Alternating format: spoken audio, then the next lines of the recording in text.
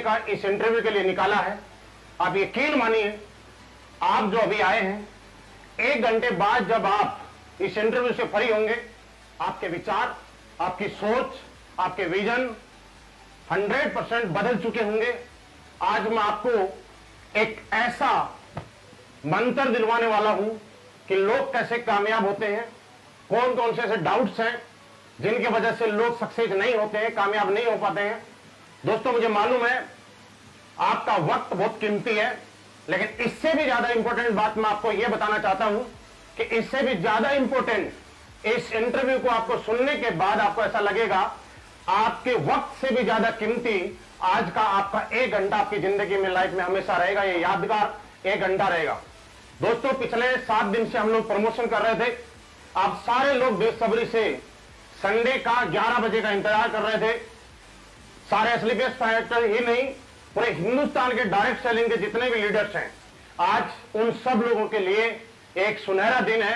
क्योंकि दोस्तों, हमारी तमाम कोशिशों के बाद, बहुत ज्यादा रिक्वेस्ट के बाद, आज मैं आपके सामने किसी शख्स को नहीं, एक ऐसी शख्सियत को इन्वाइट करने जा रहा हूं, आमंत्रित करने जा रहा हूं। मैं जानता हूं कि उनका टाइम, आप भी जानते हैं कि बहुत कीमती है, बहुत मुश्किल से उनका टाइम निकलता है, शेड्यूल बहुत बिजी है, लेकिन फिर भी वो हम लोगों से इतना प्यार करते हैं कि उन्होंने इस बिजी शेड्यूल में भी हमें टाइम देने का डिसीजन लिया, हमारी मांग को सुना और आप सभी की और मेरी भी रिक्वेस्ट पे उन्होंने हमारा इन्विटेशन स्वीकार करा। जी हाँ दोस्त, मैं अभी आपको मिलवाने जा रहा हूं हिंदुस्तान की fastest growing company SLPS wellness के CEO and MD mister Sanjeev Kumar sir को। दोस्तों, हम सारे लोग मिलके वेलकम करते हैं। Please welcome SLPS wellness CEO and MD mister Sanjeev sir. Sir, आपका स्वागत है। सर नमस्कार, आपका स्वागत है आज हमारे इंटरव्यू में। हमारे दर्शक पिछले 7 दिन से वेट कर रहे थे। आज मेरा भी सौभाग्य है और आपका भी, हम सभी लोगों का सौभाग्य है कि आज आपसे 1 घंटे तक हम बहुत कुछ सीखने वाले हैं, जिससे हमारी जिंदगी में आमूल परिवर्तन आएंगे। Sir please. थैंक यू मेहपाल जी। तो नमस्कार सभी देखने वाले सभी दर्शकगण को, बहुत बहुत नमस्कार। सर, आपका बहुत बहुत स्वागत है। पिछले 7 दिन से जैसे ही हम यहाँ पे प्रमोशन कर रहे थे जी, लोगों ने बहुत सारे सवाल किए, बहुत सारी चीजें आपके पास जानने चाहते हैं। मैं तकरीबन 2000 से ज्यादा सवाल आए थे, सभी के सवाल तो नहीं ले पाया क्योंकि इतने कम टाइम में सबके सवाल लेना थोड़ा मुश्किल है।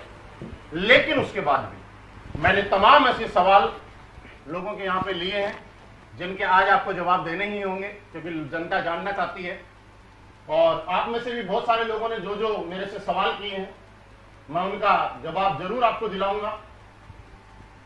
दोस्तों, सबसे पहले शुरुआत करते हैं। हमारे एक लीडर है, एसोसिएट है, मुझे नहीं मालूम, मेहताब सिंह चौहान किसी का नाम है। वो ये जानना चाहते हैं सर के बारे में कि सर पहले क्या करते थे, कैसे थे, कहां से आए, कैसे डायरेक्ट सेलिंग में आए। सर, हम ये जानना चाहते हैं कि आप इस इंडस्ट्री में आने से पहले क्या किया करते थे, आपका इस इंडस्ट्री के अंदर आने से पहले किस प्रोफेशन में आप काम करना चाहते थे, आप कहां से हैं, इस बारे में थोड़ा सा आप बताएं। तो सबसे पहले तो नमस्कार सभी दर्शकगण को एक बार फिर। तो महिपाल जी, मैं रहने वाला हूं अपना गाजियाबाद डिस्ट्रिक्ट और मोदीनगर, वहां पर एक सिटी है, उसके पास एक गांव है छोटा सा खंजरपुर। बचपन में पढ़ाई लिखाई करने के बावजूद, क्योंकि मेरे पापा आर्मी में थे, तो उनसे इंस्पिरेशन मुझे मिला और मैंने आर्मी ज्वाइन करी। और आर्मी में ही मैंने पहले जॉब की है, आर्मी में मैंने काम किया है और पढ़ाई लिखाई अपना नॉर्मल की है। उसके बाद मैंने आर्मी ज्वाइन कर ली थी। तो मेरा मतलब पहले मैं आर्मी में था। सर बिल्कुल, आपने बहुत बढ़िया बताया कि आज के टाइम में हमारे समाज में एक धारणा है कि किसी को अगर सरकारी नौकरी मिल जाए तो सरकार का दामाद बन जाता है। पहले सैलरी मिलती है, उसके बाद पेंशन मिलती है। इतनी अच्छी जॉब होने के बाद आज हिंदुस्तान की सबसे रेस्पेक्टेड जॉब में आर्मी का नाम आता है। उसके बाद भी आप इस डायरेक्ट सेलिंग इंडस्ट्री में आए और आए ही नहीं, आपने अपना पूरा कैरियर इस इंडस्ट्री में लगा दिया। इसके पीछे से क्या वजह रही होगी? देखिए महिपाल सर, रियली जॉब वो भी आर्मी का बड़ा रिस्पेक्टेड जॉब है और हमने भी पूरा 15 साल दिए हैं, कश्मीर से कन्याकुमारी तक हमारी पोस्टिंगें रही हैं, बड़ा मज़ा आ रहा था जॉब में। लेकिन फिर भी होता ही है ना, इंसान की जो इच्छाएं हैं वो तो असीमित हैं। तो ऐसी कुछ इच्छाएं हमारी थी, और कुछ अगर हम अपनी इच्छाओं का दमन कर लें तो बच्चों की कुछ इच्छाएं थी, बच्चे कुछ अच्छी ज़िंदगी जीना चाहते, तो फिर कोई ना कोई दूसरा सोचा कि कोई ऐसा काम इस दुनिया में है अगर हमारे लायक, तो ट्राई करेंगे, बच्चों के सपने पूरे करेंगे। तो फिर अचानक जयपुर के अंदर एक दोस्त थे, वो ले गए किसी डायरेक्ट सेलिंग कंपनी के प्रोग्राम में, और वहाँ पर मैंने देखा मान सम्मान, रिस्पेक्ट, पैसा। सबसे बड़ी बात है, मैंने वहाँ पर ये देखा कि हमारे जैसे लोग कामयाब हैं।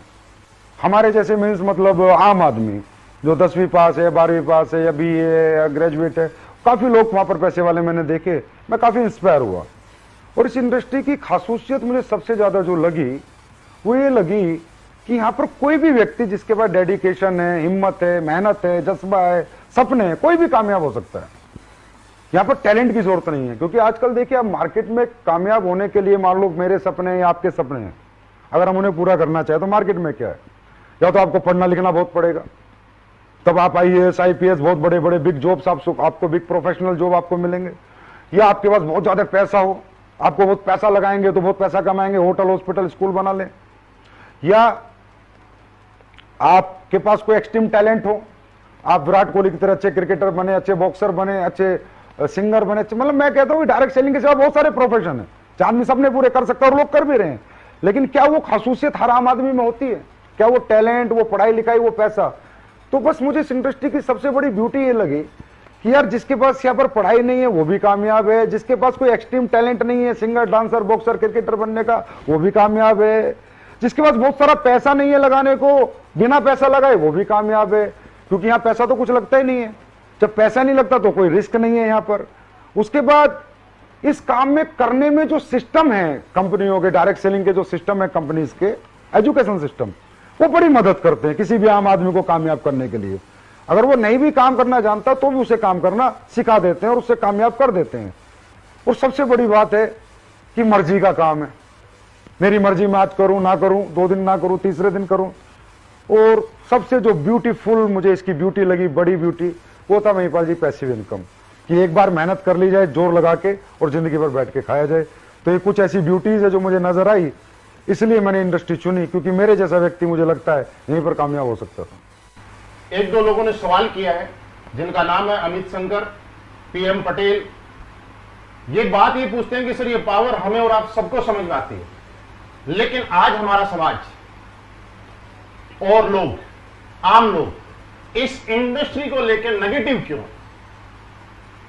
बहुत बढ़िया। क्या नाम बताया आपने जिन्होंने सवाल पूछा है? अमित शंकर है, एक PM पटेल है। तो अमित शंकर जी, PM पटेल जी, आपका सवाल बहुत जेन्युइन है और बहुत रियल सवाल है, और इस सवाल का जवाब अपने अपने एक्सपीरियंस के अनुसार हर व्यक्ति अपने अनुसार देगा। लेकिन जो मैंने सीखा है अपने इस जीवन में, जो समझा है डायरेक्ट सेलिंग में, वो ये है कि अगर समाज किसी चीज के प्रति नेगेटिव है तो 100% वहां कुछ तो नेगेटिव रहा होगा। क्योंकि मुझे जीवन में ये सिखाया गया है, या मैंने अपने जीवन के एक्सपीरियंस से अपनी उम्र में ये देखा है, इस उम्र में, कि समाज इंसान को बनाता है और समाज इंसान को गिराता है। अगर समाज किसी सरकार के प्रति पॉजिटिव है तो वहां सरकार बना देता है, और समाज अगर किसी सरकार के प्रति नेगेटिव है तो सरकार को गिरा देता है। अल्टीमेटली हर कामयाबी की जो वजह है, हर सक्सेस की जो वजह है, वो समाज है। समाज चाहे तो कोई स्कूल चला देता है, समाज चाहे तो फ्लॉप कर देता है, समाज चाहे तो किसी फिल्म को हिट कर देता है, समाज चाहे तो फ्लॉप कर देता है। इसका मतलब सब कुछ तो समाज ही है। अब समाज डायरेक्ट सेलिंग को लेकर नेगेटिव है, आप बिल्कुल अपनी जगह सही हैं और सही कह भी रहे हैं। तो मुझे ऐसा लगता है कि डायरेक्ट सेलिंग में कुछ ना कुछ तो ऐसा होता होगा कि जिससे लोग नेगेटिव हैं। तो महिपाल जी, उसके लिए एक छोटी सी मैं अपना एक्सपीरियंस शेयर करना चाहूंगा। डायरेक्ट सेलिंग जो बिजनेस है महिपाल जी, इसको लोग सोचते हैं कि ये कुछ अलग बिजनेस है। ये ऐसा कुछ भी नहीं है। ये समाज क्यों नेगेटिव है, इसका आपके इस क्वेश्चन का आंसर मेरी थोड़ा सा डायरेक्ट सेलिंग के एक्सपीरियंस में नॉलेज शेयर करूंगा तो आपको अपने आप ही मिल जाएगा। डायरेक्ट सेलिंग इंडस्ट्री जो है, ये कोई स्पेशल इंडस्ट्री नहीं है, कुछ अलग नहीं है। ये बेचने का एक तरीका है, एडवांस वर्जन ऑफ सेलिंग। जैसे दुनिया में पहले कैसे बिकता था, एक आदमी दुकान खोलता था, सुबह आता था, अभी भी खोलते हैं, 12 घंटे अपनी दुकान के अंदर आके माल बेच के निकल जाता था। उसी गली उसी मोहल्ले में बिकता था जहां उसकी दुकान थी। फिर किसी व्यक्ति ने एक एडवांस आइडिया, एडवांस वर्जन लाया फ्रेंचाइजी कॉन्सेप्ट का। फ्रेंचाइजी कॉन्सेप्ट, फ्रेंचाइजियां खोल खोल के एक आदमी ने एक जगह से पूरी दुनिया में फ्रेंचाइजियां खोल दी, पूरी दुनिया में फ्रेंचाइजियां खोल दी, तो उसका माल एक जगह बैठ के पूरी दुनिया में बिकने लगा। फिर एक आदमी आइडिया लाया कि यार मैन टू मैन सेलिंग भी हो सकती है, मैन टू मैन भी आदमी प्रोडक्ट बेच सकता है, मैन टू मैन भी आदमी चीजों को प्रमोट कर सकता है, तो इसे कहते हैं direct selling, man to man selling. तो ये जो मैन टू मैन सेलिंग है, इसका वर्जन है, इसका स्वरूप है डायरेक्ट सेलिंग। अब जिस आदमी ने बनाया, उसने किस लिए बनाया था? उसने महिपाल जी इसलिए बनाया था, प्रोडक्ट की वजह से बनाया था, प्रोडक्ट बेचने के लिए बनाया था, कुछ ऐसे करने के लिए नहीं बनाया कि भाई कुछ भी बेचो, हवा बेचो। क्योंकि फ्रेंचाइजी से क्या बिकता है? प्रोडक्ट। दुकान से क्या बिकता है? प्रोडक्ट। डायरेक्ट सेलिंग में क्या बिकता है? प्रोडक्ट। तो उसने एक इंडस्ट्री बनाई कि जहां पर एक आदमी एक प्रोडक्ट खरीदेगा, अगर उसको प्रोडक्ट अच्छा लगेगा तो उसको शेयर करेगा, ना कि बेचेगा। क्योंकि डायरेक्ट सेलिंग के अंदर सेल्समैन नहीं आते, एमबीए बीबीए करे हुए मार्केटिंग वाले लड़के नहीं आते। डायरेक्ट सेलिंग में समाज का एक आम आदमी आता है, एक बूढ़ा भी हो सकता है, एक मां भी हो सकती है, एक बहन भी हो सकती है, एक यंगस्टर भी हो सकता है। उसने कोई मार्केटिंग की स्टडी नहीं की, मार्केटिंग नहीं सीखी, उसे नहीं पता प्रोडक्ट कैसे बेचना है। तो डायरेक्ट सेलिंग जो बिजनेस बनाता, ये शेयरिंग बिजनेस बनाता, सेलिंग बिजनेस नहीं बनाता कि आप कोई प्रोडक्ट खरीदें, अगर आपको अच्छे रिजल्ट आए तो आप उसको शेयर करें। अब उसके बाद ये बिजनेस पिछले 100 साल से पूरे वर्ल्ड के अंदर है। हिंदुस्तान में 96 और 98 में आया। 96-98 में जो कंपनियां इसे लेकर आई, बड़ी अच्छी कंपनियां थी, बिल्कुल इथिकल प्रोडक्ट के साथ ये बिजनेस लेके आई। इंडिया के अंदर उन्होंने शुरुआत करी, बहुत अच्छा रिस्पॉन्स इंडिया में मिला, मतलब गांव लोग डायरेक्ट सेलिंग में जुड़े। 96 में 98 की बात कर रहा हूं महिपाल जी। अब जब ये रिस्पॉन्स उन कंपनियों को मिला तो ऐसा लगा कि हाँ, हिंदुस्तान के अंदर बहुत बड़ा पोटेंशियल है इस इंडस्ट्री का और बहुत लोगों को एम्प्लॉयमेंट मिलेगा। लेकिन आपको पता है कि हर असली चीज के साथ एक नकली चीज साथ में आती है। हर ओरिजिनल के साथ डुप्लीकेट वर्जन जरूर आता ही आता है। तो जो ओरिजिनल स्वरूप वो लोग लेके आए कंपनी में, अगर आपको वो नाम नहीं लेना चाहूंगा, 2 कंपनी इंडिया की थी, एक इंडिया की एक बाहर की, जिन्होंने इथिकल डायरेक्ट सेलिंग को जन्म दिया अच्छे प्रोडक्ट के साथ। अब जब लोगों ने देखा कि इन कंपनियों की इतना पोटेंशियल है, इन कंपनियों में इतने लोग जुड़ने लग गए, एकदम आतंक मच गया, क्या धंधा आ गया, पैसे कमाने का धंधा आ गया, तो फिर डुप्लीकेट लोग मार्केट में आए। और डुप्लीकेट लोगों ने एक चीज देखी, एक उन्होंने आइडिया लिया, या कह सकते हो मार्केट का सर्वे किया कि हिंदुस्तान में तो पैसा कमाने का तरीका दे दो तो ही लोग जुड़ जाते हैं। तो उन लोगों ने क्या किया, उन लोगों ने कुछ कंपनियों से सीखा। जैसे एक बाहर की एक कंपनी आई थी, गद्दा बेचती थी, 80,000 का गद्दा 2001-2 में। तो हमारे इंडिया के लोगों ने कहा, जो इंडिया के जो डायरेक्टर बने, बाद में कंपनियां बनी, कि यार 80,000 का गद्दा बिक जाता है 2001 में, उस मंदे जमाने में, तो इसका मतलब हिंदुस्तान में लोग कुछ भी खरीद सकते हैं। क्योंकि हिंदुस्तान की एक मजबूरी है, हिंदुस्तान में अनएम्प्लॉयमेंट बहुत है, एक बात, और हिंदुस्तान इमोशनल कंट्री है, यहां रिलेशन बिकते हैं, रिश्ते बिकते हैं, प्रोडक्ट नहीं बिकते। तो उन लोगों ने क्या किया, जो इथिकल डायरेक्ट सेलिंग शुरू हुई थी, अच्छे प्रोडक्ट बेच के अच्छे पैसे कमाने की शेयरिंग इंडस्ट्री जो शुरू हुई थी, उन्होंने उसको साइड हटाया और कुछ भी हवा ले आए। कोई ऑनलाइन कंप्यूटर एजुकेशन ले आया, कोई वेब स्पेस ले आया, कोई गद्दे ले आया, कोई कपड़े ले आया, ऐसे ऐसे प्रोडक्ट लेके आए जो किसी के काम के नहीं थे। और फिर उन्होंने लोगों के इमोशंस और रिलेशन की ताकत से उन्हें बेचा और कंपनियों ने पैसा बनाया, लीडरों ने भी पैसा बनाया। लेकिन वो पैसा कंपनियों लीडर बनाते गए, पर समाज का एक बहुत बड़े वर्ग को नेगेटिव करते गए। कैसे? फॉर एग्जाम्पल, आपने किसी ऐसी कंपनी में जुड़ गए जिसके product no need, no use, no worth के हैं, ना आपके काम के हैं, ना आपकी जरूरत के हैं। और कोई व्यक्ति आपको एक लालच देता है कि 2 बनाओगे तो इतने मिलेंगे, 4 बनाओगे तो इतने मिलेंगे, और आपने पैसे दे दिए। इस तरह 100 लोगों ने पैसे दे दिए। सर, दुनिया की कोई भी डायरेक्ट सेलिंग कंपनी में अगर 100 लोग जुड़ते हैं महिपाल जी, तो काम 10 ही करते हैं। चाहे हमारी कंपनी में जुड़े, चाहे एमबीए में जुड़े, चाहे मोदी केयर में जुड़े, चाहे वेस्टीज में जुड़े, जितनी भी कंपनियों में जुड़े, काम 10 ही लोग करते हैं, 90 लोग सिर्फ प्रोडक्ट के यूजर होते हैं।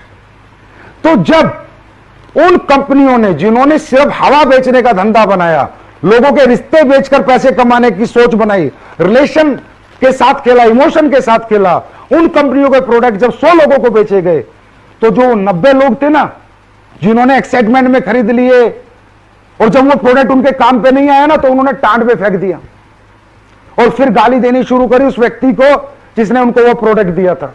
फिर कहना शुरू किया ये बेकार काम है, ये जोड़ने का काम है, ये कंपनी वाले मूर्ख बनाते हैं, बेवकूफ बनाते हैं। और वो 10 लोग जो हर कंपनी में 100 में से 10 काम करते हैं, उन्होंने झंडे उठा लिए, मालाएं पहनाई, बुके दिए, वो कहते हैं पॉजिटिव इंडस्ट्री, अच्छी इंडस्ट्री है। मतलब हमने 100 लोगों को जोड़ा, 90 को नेगेटिव किया, 10 को पॉजिटिव, 90 को नेगेटिव, 10 को पॉजिटिव। अल्टीमेटली इन कंपनियों की वजह से जिनके प्रोडक्ट लोगों की जरूरत के नहीं है, जिनके लोगों की नीड के नहीं है, और लोगों को जो लालच देखकर अपने साथ जोड़ लेते हैं और फिर वो लोग काम तो करते नहीं है और प्रोडक्ट उनके काम का नहीं होता, तो वो जो वर्ग है समाज का वो बहुत नेगेटिव है इस बात को लेके। तो असली जो नेगेटिविटी है वो यहां से शुरू हुई। मतलब हम ये समझ पा रहे हैं कि डायरेक्ट सेलिंग का जो स्वरूप था वो कुछ और था, लेकिन हिंदुस्तान के लोग इमोशनल हैं, हिंदुस्तान के लोग अपनों पे भरोसा करते हैं। यहाँ पे प्रोडक्ट नहीं बिकते, फेस बिकता है, फेस वैल्यूज बिकती है। उसकी वजह से लोगों ने यहाँ के लोगों को यूज किया और एक बहुत बड़ा तबका जो नेगेटिव हुआ उसके पीछे लोग जिम्मेवार नहीं है, कहीं ना कहीं कोई कंपनी जिम्मेवार है। जैसे कि आपने देखा होगा हिंदुस्तान में धनलक्ष्मी यंत्र, बजरंगबली यंत्र, शनि यंत्र, क्या क्या बिक जाता है। इमोशनल लोग हैं, समझ, बेचारे बहुत सीधे साधे लोग हैं।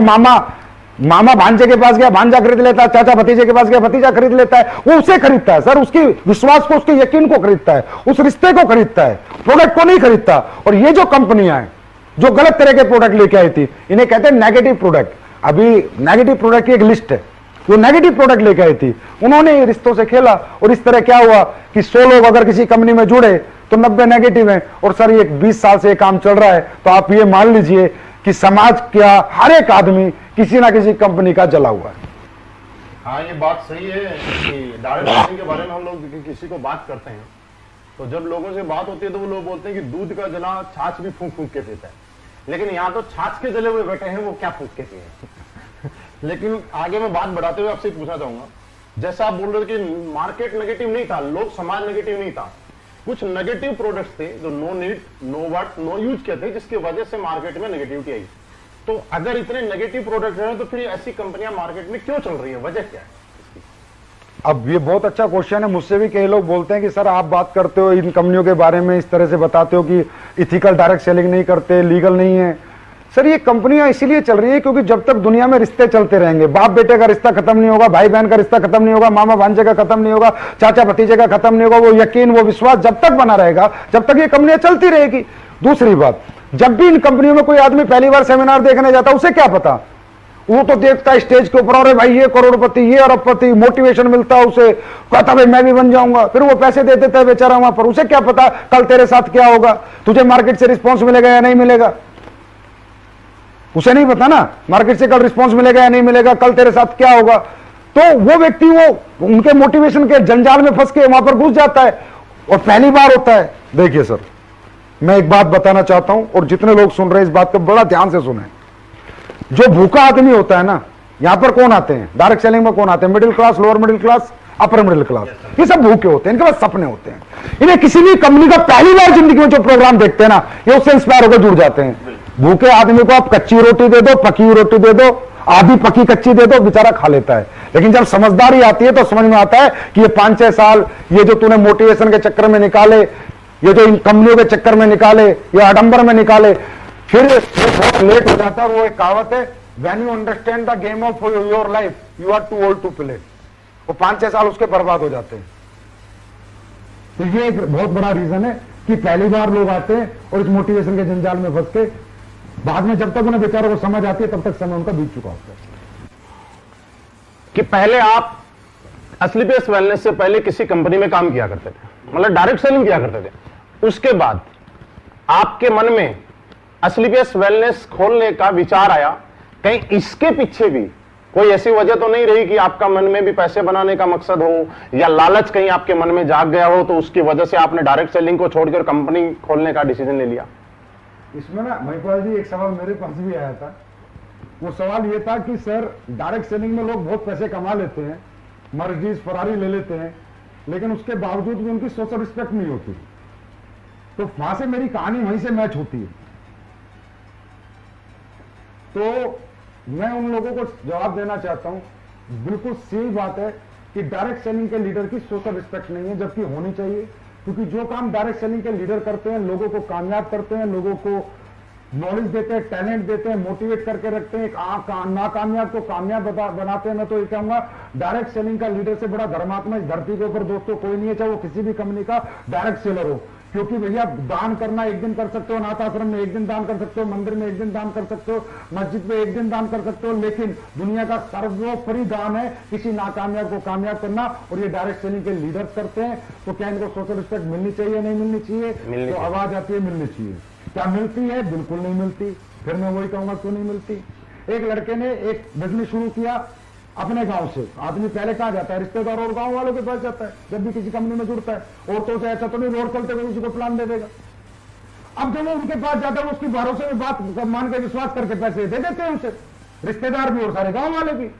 अब अगर वो किसी गलत कंपनी के साथ ज्वाइन है जिसने हवा बेची है, जो प्रोडक्ट के नाम पर पागल बना रही है, जो अपॉर्चुनिटी सेलिंग जो चलता है आज मार्केट में, अपॉर्चुनिटी सेलिंग, चलो मुझे आज तक ये समझ में what is the bloody opportunity selling? Opportunity selling होता क्या है? ये हवा कहां बिकती है? अगर ये हवा बिकती तो Reliance, Ambani, Tata, Birla, Apple, Samsung, LG ये क्यों नहीं बेच रहे? ये क्यों 24 घंटे प्रोडक्ट की आर&डी पे लगे रहते हैं? क्यों प्रोडक्ट पे फोकस करते हैं? रोज एडवांस वर्जन ऑफ प्रोडक्ट बनाते हैं, दिन रात मेहनत करते हैं, इतनी हजारों लाखों फैक्ट्रियां लगाते हैं। लेकिन डायरेक्ट सेलिंग की कुछ कंपनियों में बड़ा मजेदार एक डायलॉग है, अपॉर्चुनिटी सेलिंग। अरे भाई क्या होती है अपॉर्चुनिटी सेलिंग? मुझे आज तक समझ नहीं आया। तो वो अपॉर्चुनिटी सेलिंग वाली कंपनियों में जो बच्चा फंस जाता है, फिर वो अपने गांव को जोड़ देता है, अपने रिश्तेदारों को जोड़ देता है, वो 100 लोगों को जोड़ता है महिपाल जी, वो 10 लोग काम करते हैं, 90 लोग नेगेटिव हो जाते हैं। अब जो वो बच्चा BMW फरारी लेके आता है और अपने मामा के घर के आगे से निकलता है ना, तो सगा मामा बोलता है भांजे नहीं मिला था लूटने के लिए। सगी बुआ बोलती है भतीजे मुझे 15,000 डुबो के, 20,000 डुबो के, 10,000 डुबो के, 500 रुपए कमा के, 1,000 रुपए कमा के तूने मेरा नुकसान करना था।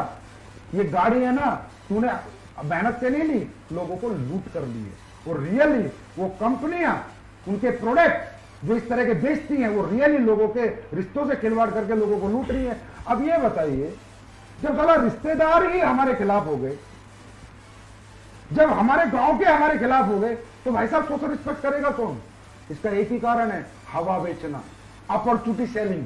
जो भी लोग अपॉर्चुनिटी सेलिंग करेंगे उनको कभी मार्केट में सोशल रिस्पेक्ट ना मिलती थी ना मिलेगी, ये मैं गारंटी देता हूं। और जो लोग ईमानदारी से अच्छे प्रोडक्ट बेच रहे हैं, जिनके प्रोडक्ट में रिजल्ट है, प्रोडक्ट गरीब आदमी के काम आ रहे हैं, गरीब आदमी रो नहीं रहा पैसे देके, पैसे लगा के उसकी आत्मा उसे बददुआ नहीं दे रही, उसकी आत्मा दुआ दे रही है, उनकी मैं बताता हूं महिपाल जी, इतिहास रचा है स्लीपियस वेलनेस के फाइटर्स ने, लीडर्स ने। और सबको बताता हूं, अभी देख लेना 15 अगस्त आ रहा है, हमारे फाइटरों को लोग झंडा फहराने के लिए बुलाते हैं, लीडर्स को। Yes sir. ये है सोशल रिस्पेक्ट। क्योंकि हमने अगर 100 लोगों को प्रोडक्ट दिया है ना सर, मैं सबकी 100 आउट ऑफ 100 की बात नहीं करता, पर 80% को रिजल्ट आता है, 20% को नहीं आता, तो हम 100 में से 80 को पॉजिटिव कर रहे हैं। तो ये मुहिम हमने 6 साल पहले चलाई। और दूसरी बात, एक आखिरी बात, मैं लीडर्स आपसे बात पूछना चाहता हूं, ये जो एक डायलॉग आता है आपके सेमिनार में, कोई भी अच्छी चीज अगर आप खरीदते हो तो 4 आदमी को बताते हो, आपको पैसे नहीं आते। कोई भी अच्छी चीज आप खरीदते हो, 4 आदमी को, कोई अच्छी पिक्चर देख के आते हो, 4 आदमी को दिखाते हो, पैसे नहीं आते। अरे मेरे भाई, इसमें एक लाइन है, अच्छी चीज खरीदते हो तब 4 आदमी को बताते हो। क्या कोई गलत फिल्म देखकर, फ्लॉप फिल्म देखकर कभी 4 आदमी को लेके गए? क्या गलत स्कूल में अपने बच्चों को पढ़ाया तो उस स्कूल को प्रमोट किया? क्या गलत डॉक्टर को खुद को दिखाया तो प्रमोट किया? तो मेरे भाई एक बात ध्यान में रखो, ये बात, गलत चीजें प्रमोशन में नहीं होती, मैन टू मैन एडवर्टाइजमेंट अच्छी चीजों का होता है। तो ये बात भी ध्यान रखा करो कि अच्छी चीज खरीद के लाते हैं, और अच्छी चीज वो होती है जो लोगों के नीड की हो, लोगों के यूज की हो, लोगों के वर्थ की हो। बिल्कुल सर, हम इसी के पीछे थे कि डायरेक्ट सेलिंग करते करते मेरा सवाल कुछ बीच में रह गया कि आखिर ये कंपनी खोलने के पीछे वजह क्या रही होगी? महिपाल जी, डायरेक्ट सेलिंग करते करते मेरी अच्छी खासी टीम थी जिस भी कंपनी में मैं काम करता था, लेकिन मैंने पैसे कमाए थे, मैंने गाड़ी भी ली, मैंने बंगला भी लिया, मेरे पास अचीवमेंट भी थी, क्योंकि समझ सकते हो तो मैं एक्स्ट्राऑर्डिनरी टैलेंट नहीं कहूंगा, मेहनत है मेरी। लेकिन जो लोग मेरे साथ थे ना, उनका सक्सेस रेशियो बहुत कम था। मान लो मेरे पास 20,000 लोग थे ना, तो उसमें मात्र 20 ही आदमी पैसे कमा रहे थे। ओके। तो जब नीचे वाले बच्चे पैसे नहीं कमा रहे थे और जो उनकी हाल लगती थी ना, कोई कमरा लेके कहीं पड़ा है, कोई कमरा ले एक लड़का था, मैं नाम नहीं बताऊंगा, तो उस लड़के ने मुझे फोन किया कि गुरुजी मैं कमरा लेके रहता हूं और जो मैं प्रोडक्ट बेचता हूं लोग मेरे मुंह पे फेंक के चले जाते हैं और मेरे को 5 साल हो गए, मैं अभी तक कुछ नहीं कमा पाया।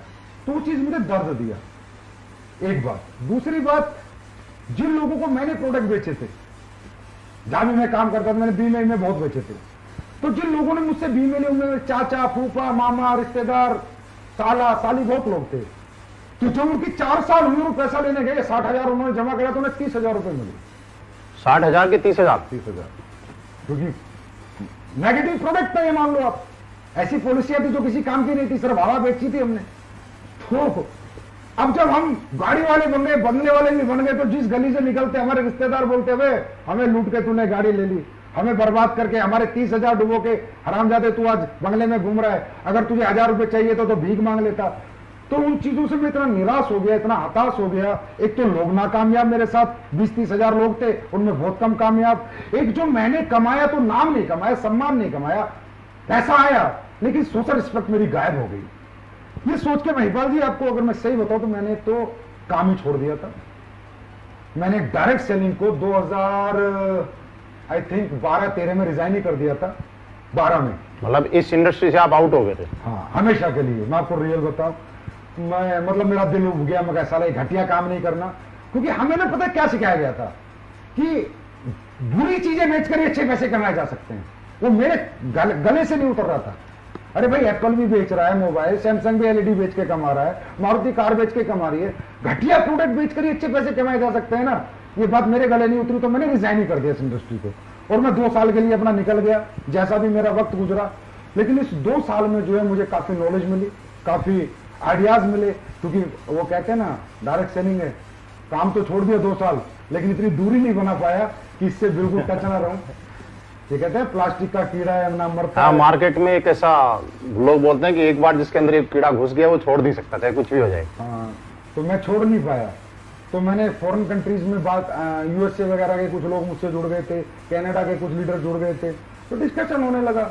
तो जैसे डिस्कस होता है इंडियन एमएलएम इंडस्ट्री, वहां की इंडस्ट्री, तो काफी डिफरेंस मैंने देखा उन कंट्रियों में ना करोड़ों अरबों खरबों के टर्नओवर से सर डायरेक्ट सेलिंग कंपनियों के कारण, बिकॉज ऑफ प्रोडक्ट। वो लोग कहते हैं, उनकी पंच लाइन है बिजनेस करने की, उनकी बाहर की डायरेक्ट सेलिंग कंपनी की, कि इतना जबरदस्त प्रोडक्ट बनाओ जिसकी टक्कर का ट्रेडिशनल मार्केट में ना मिले। ओके।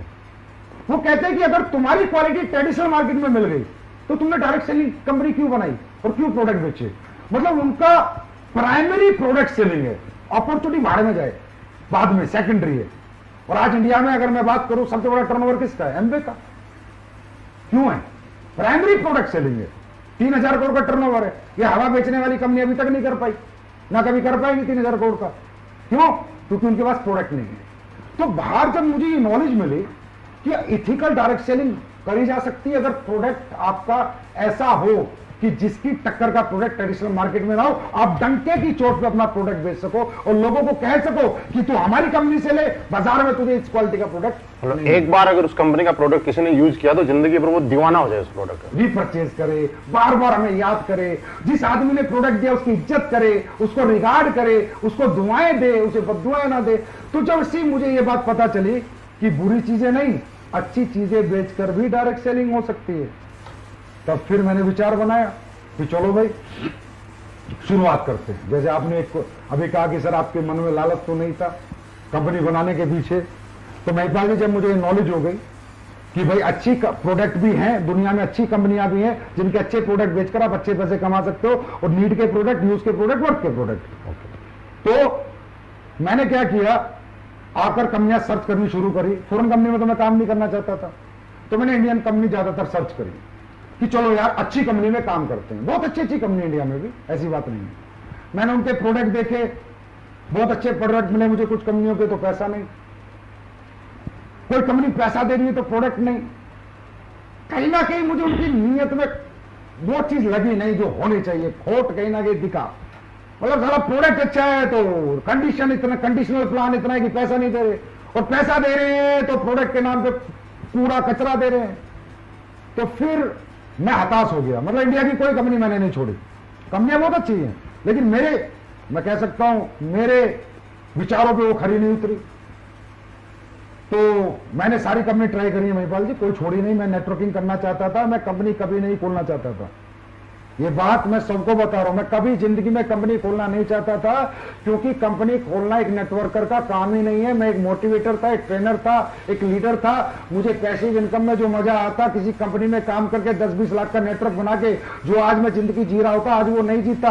आज लाखों लायबिलिटीज मेरे ऊपर है। मैं पहले भी जानता था, इतना मैच्योर था कि कंपनी बनाना अपने आप में बहुत बड़ी जिम्मेदारी है, बहुत बड़ा प्रेशर है। आपको हर दिन हर घंटे फोकस रहना पड़ेगा। आप कभी भी कंपनी मालिक होकर पैसिव इनकम नहीं ले सकते। तो महिपाल जी, मैं कंपनी नहीं बनाना चाहता था। मतलब आपका कंपनी बनाने का कोई मकसद नहीं था? बिल्कुल नहीं। ये कंपनी मैं ऐसा समझ सकता हूं कि चाहत में नहीं, मजबूरी में बनी है। मैं बताता हूं आपको, मैंने फिर एक कंपनी फाइनल करी लास्ट में कि चलो भाई इसमें काम करते हैं, सितंबर 2014 में। बस आज फाइनल करी, कल उसकी भी नियत में खोट दिखा। मतलब कि दिखाई नहीं कि कोई लोगों के लिए कुछ करने आ रही है, पब्लिक के लिए कुछ समर्पण के साथ आ रही है कोई कंपनी। ऐसा लग रहा है बस सब लूट का माल निकाल लो जितना निकाल सकते हो। बस फिर मैंने कहा चलो भाई ये झंडा हम ही पकड़ते हैं। लालच था, किस चीज का लालच था? जो लोग मेरे साथ जीवन लगाया था, जो नाकामयाब हो गए थे, उनको कामयाब करने का लालच था। लालच था मुझे उन लोगों के लिए जो 6-6 साल से कंपनियों में धक्के खा रहे हैं और आज उनके घर वाले कहते हैं तूने क्या घटिया प्रोफेशन चुना, और जिनको कामयाबी नाम की चीज दूर दूर तक नजर नहीं आ रही, उनको कामयाब करने का लालच था।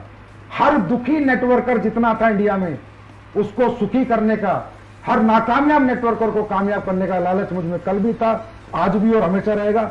और इसी लालच ने कंपनी खुलवाई, क्योंकि मैंने ये सोचा कि संजीव कुमार, जब तेरे जैसे टैलेंट को कोई प्लेटफॉर्म अच्छा नहीं लग रहा, तो हजारों लाखों लोग तेरी तरह तड़पे हुए हैं जिन्हें एक अच्छे प्लेटफॉर्म की तलाश होगी, अच्छे एथिक्स, अच्छे प्रिंसिपल, अच्छे प्रोडक्ट, अच्छे प्लान की तलाश होगी। तब मैंने झंडा उठाया और 6 साल से आप लोगों के साथ लेके चल रहा हूं। एक सवाल सर है कि इतना आपने रिसर्च किया, तकरीबन आप बता रहे हो कि 1.5-2 साल आपने गैप दिया, उसके बाद रिसर्च किया, आपको कोई कंपनी अच्छी नहीं मिली, कुछ कमी कहीं मिली, कहीं कमी कुछ मिली, उसके बाद भी आपने कंपनी खोलने का रिसर्च किया। मुद्दा यह है कि इतना रिसर्च करने के बाद ऐसा कौन सी खासियत और वजह दिखाई दी जिसकी वजह से आपने वेलनेस इंडस्ट्री का चुनाव किया, और वेलनेस इंडस्ट्री में भी खासकर आयुर्वेदा को चुना? इसके पीछे की कोई वजह? इसके पीछे की वजह यह है कि जब मैं रिसर्च कर रहा था, 2 साल का जो मेरा गैप था, और जो मैंने कहा यूएसए वगैरह, कनाडा वगैरह, जापान वगैरह, जिन भी लोगों से, लीडरों से मैं टच में था, तो जब मैं उनसे बात करता भाई तुम्हारे यहाँ सबसे टॉप में कौन सी कंपनी है, तो कहते sir wellness company, wellness industry. क्योंकि वेलनेस इंडस्ट्री आने वाले समय की $1 ट्रिलियन इंडस्ट्री है, because of life style disease. आज लाइफ स्टाइल डिजीज आप देख रहे हो, बोलबाला है उनका, शुगर, बीपी, हार्ट अटैक, ये सब चीजें। तो ये लाइफ स्टाइल डिजीज है, इसका सोल्यूशन किसके पास है? ओनली वेलनेस इंडस्ट्री के पास है, और किसी के पास इसका सोल्यूशन नहीं है। अब वेलनेस में मैंने आयुर्वेदा को क्यों चुना? क्योंकि वेलनेस में आज हमारे पास फूड सप्लीमेंट भी है, आयुर्वेदा नहीं अभी लेके आए हम, लेकिन मैंने आयुर्वेदा को प्रेफरेंस क्यों दिया? क्योंकि 5000 साल पुराना इतिहास हमारा बताता है कि हमारा आयुर्वेद कितना पावरफुल है।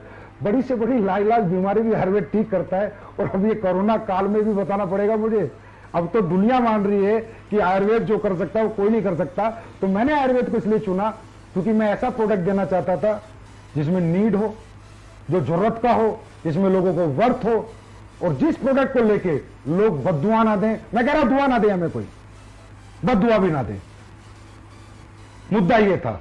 दूसरी बात, हमारा प्रोडक्ट अगर कोई आदमी लेता है ना सर, तो ऐसे नहीं लेके रख लेता लाओ लाओ लाओ, वो पक्का बॉडी को डिटॉक्सिफाई करने के लिए लेगा, या उसके घर में कोई परेशानी होगी उसको ठीक करने के लिए लेगा। कहने का मतलब हम चिपकाते नहीं है, हम जरूरत पैदा नहीं करते, लोगों को जरूरत होती है, वो प्रोडक्ट हम देते हैं। तो आयुर्वेद जो कर सकता है, जो चमत्कार, वो आप हमारे YouTube पे जाके हमारे टेस्टिमोनियल देख सकते हैं कि मैंने आयुर्वेद चुना तो आज उसने क्या चमत्कार किए, क्या रिजल्ट दिए। और आयुर्वेद को कल तक तो मैं चिल्ला चिल्ला के बोलता था सर, आज तो पूरा वर्ल्ड बोल रहे हैं। सर ये आगे सवाल है, एक मुकेश कुमार भी है, एक राजेंद्र कुमार जी, ये पूछना चाह रहे हैं कि ये प्रोडक्ट हम जिनको भी देते हैं वहां से हमें बहुत ज्यादा दुआएं मिलती हैं, और लोगों के घर में जब जाते हैं तो लोग भगवान की तरह पूछते हैं, जैसा कि आज तक किसी डायरेक्ट सेलिंग इंडस्ट्री के अंदर किसी डायरेक्ट सेलिंग को पूछा नहीं गया इनका। लेकिन सवाल ये बोल रहे हैं कि एक सवाल आ रहा है कि प्रोडक्ट बहुत अच्छे हैं, कहीं ऐसा तो नहीं है कंपनी शुरू में ग्रोथ करने के लिए प्रोडक्ट अच्छे दे और जब थोड़े दिन के बाद में कंपनी बड़ी हो जाए उसके बाद उसके रिजल्ट कम कर दे। मीन्स सवाल ये है कि क्या गारंटी है कि जिंदगी भर ऐसे ही रिजल्ट रहे। 9 नवंबर 2014 को शुरुआत हुई थी। शुरुआत तब हुई थी, आज तो 6 साल हो चुके हैं। 6 साल से आज तक प्रोडक्ट क्वालिटी डाउन नहीं हुई। देखिए सर, जिस कंपनी का बेसिक प्रोडक्ट हो, जिसका बेसिक क्वालिटी हो, अगर प्रोडक्ट में मैं कल कॉम्प्रोमाइज करता हूं, क्वालिटी कॉम्प्रोमाइज करता हूं, और जिसने भी आज तक किया है उसका ग्राफ ऊपर नहीं गया, उसका ग्राफ नीचे गया है।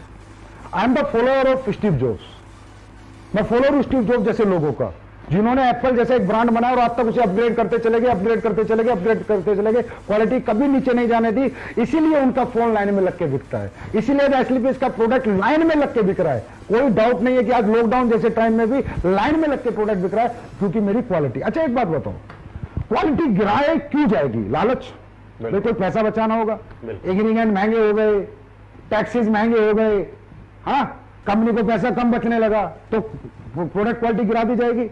ऐसे गिराते होंगे लोग। बिल्कुल।